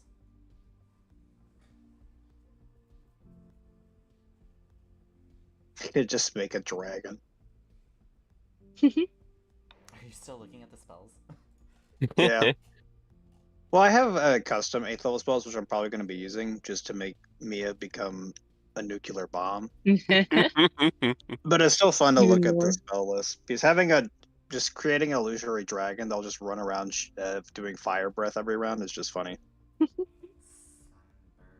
I've got a nice clean 140 HP now. Oh dang! I'm at 113. I got like 47. I'm at 137 because I bumped my con up, Nice. Nice. Hey. Hell yeah. and I did go athletics to kind of round out. Oh, gonna go perception. I mean, it's also It good would for. it would have been funny to go perception, butOni's not a strength based guy, so being able to use athletics and not just have like a 5 is nice. That's why I took it on Milo with my skill expert. Is like I needed that expertise to cancel his 8 strength. All right. Do my meditation now, or can we? Or we waiting We'll until do it next week. Yeah, because I Okay. got one other thing that I want. There's more happening in this moment, in this morning, but I want to wait till next week to start Yeah. that. No problem. Yeah. Kyle, you can pick up Kate's favorite spell, Power Word Stun. Good. I could. No, that's. I mean, I already have Power Word Fall, which is just as funny. I And, love you Power know, Word Fall. It's hilarious. Follow. Power Word Stun. I love for the spell it is, but like, The I fact just. that what just happened to Cray. That was so, man. If I could have just passed any of those saves, that would have been something. But like, it was like a 17 DC, and I had a +10 to my con saves, and still could not shake that fucking stun. Oh, so unfortunate. And then just watching as everyone was going unconscious. Carter went down, who was like Cray's brother, and then I think that was when we had Flora still. No, it was it was Seraph. it was Seraph. Yeah, Seraph went down, and then like Des ran away, and Cray was like, "Oh, thank God! At least Des is going his way. I could die here. I'm fine with that." And she comes out of nowhere from behind him, like, "No!" and does a mass healing word, and picks everybody. Yeah, the shit was Yeah. clutch. Oh, it was so good. It was so good. Oh man, I'm gonna have a lot of fun with perfected armor active now. What does that do? In Guardian mode, which is what I'm basically in all the time, when a huge or smaller creature you can see ends its turn within 30 feet of you, you can use your reaction to magically force the creature to make a strength saving throw against your spell save DC, and pulling that creature up to 30 feet towards you. Unoccupied space. Yeah. And if they land, and if they if after that pull, if they end up within 5 feet of me, I just get a free melee attack. That is crazy. It uses your. Okay, it does use your reaction. Okay. Yeah, so But that I is- would have to. Yeah. Were you thinking that it was just like a free action? I mean, like, there has to be balance in it. It also can only be used, proficiency bonus times, but that is still really cool. Like, especially for the tanky front line that you've been running for Ken. Yeah, it's so good. It's like Mhm. if somebody's trying to push up towards like the squishier members of the party, I'm like, nah, you come over here. Keep back See, here. I know my Battlesmith, like the 15 ability for Battlesmith was dope, but I know it affected the Wasn't defender. Improved defender, right? Mm-hmm. So they get an extra 2 to their AC. My Their, Arcane Jolt does 4d6 instead of 2d6, and then they can also, when they use the deflect, it dealt damage as well. Yep. Well, have you seen Feeble Mind? Feeble Mind is great. That is a disgusting spell. Don't mind if I take that. that. Charisma and intelligence to 1. Oh, Yep. yeah. Yeah. They're And they have to use a. Greater restoration, heal, or wish. Yep. At the end of every 30 days. yeah. You only get a save every 30 days against it. Brutal If I as grab fuck. that. See. Okay. I vote that you pick that spell up and we use it on Tiamat. And legendary resistance will just immediately knock him out. There's me and possibly Mia/Rose, who will have a bunch of, Right. spells Working that on it. require saves. We're gonna burn them. We're gonna force to burn them. My dream is to have the OG Wanderers for the final fight. That is like the perfect I know. narrative balance that I want. You just guys gotta get there. Yeah. We'll get there. Yeah. Do Hopefully. I need to level Eodos up at this point? Eodos should be, because I think I'm gonna message you because I think when I plan on having him come back, he'll be. So you can have it'll probably be that. 'Cause I've got the rough timeline worked out of the levels. So Gotcha. Okay. yeah, just so that you know, but nobody else does. Because I know you were talking about doing Barbarian, right? Yeah. All right, let's check the lotto. Let's see. Ah, good point. Do I get the compliment? Not the compliment.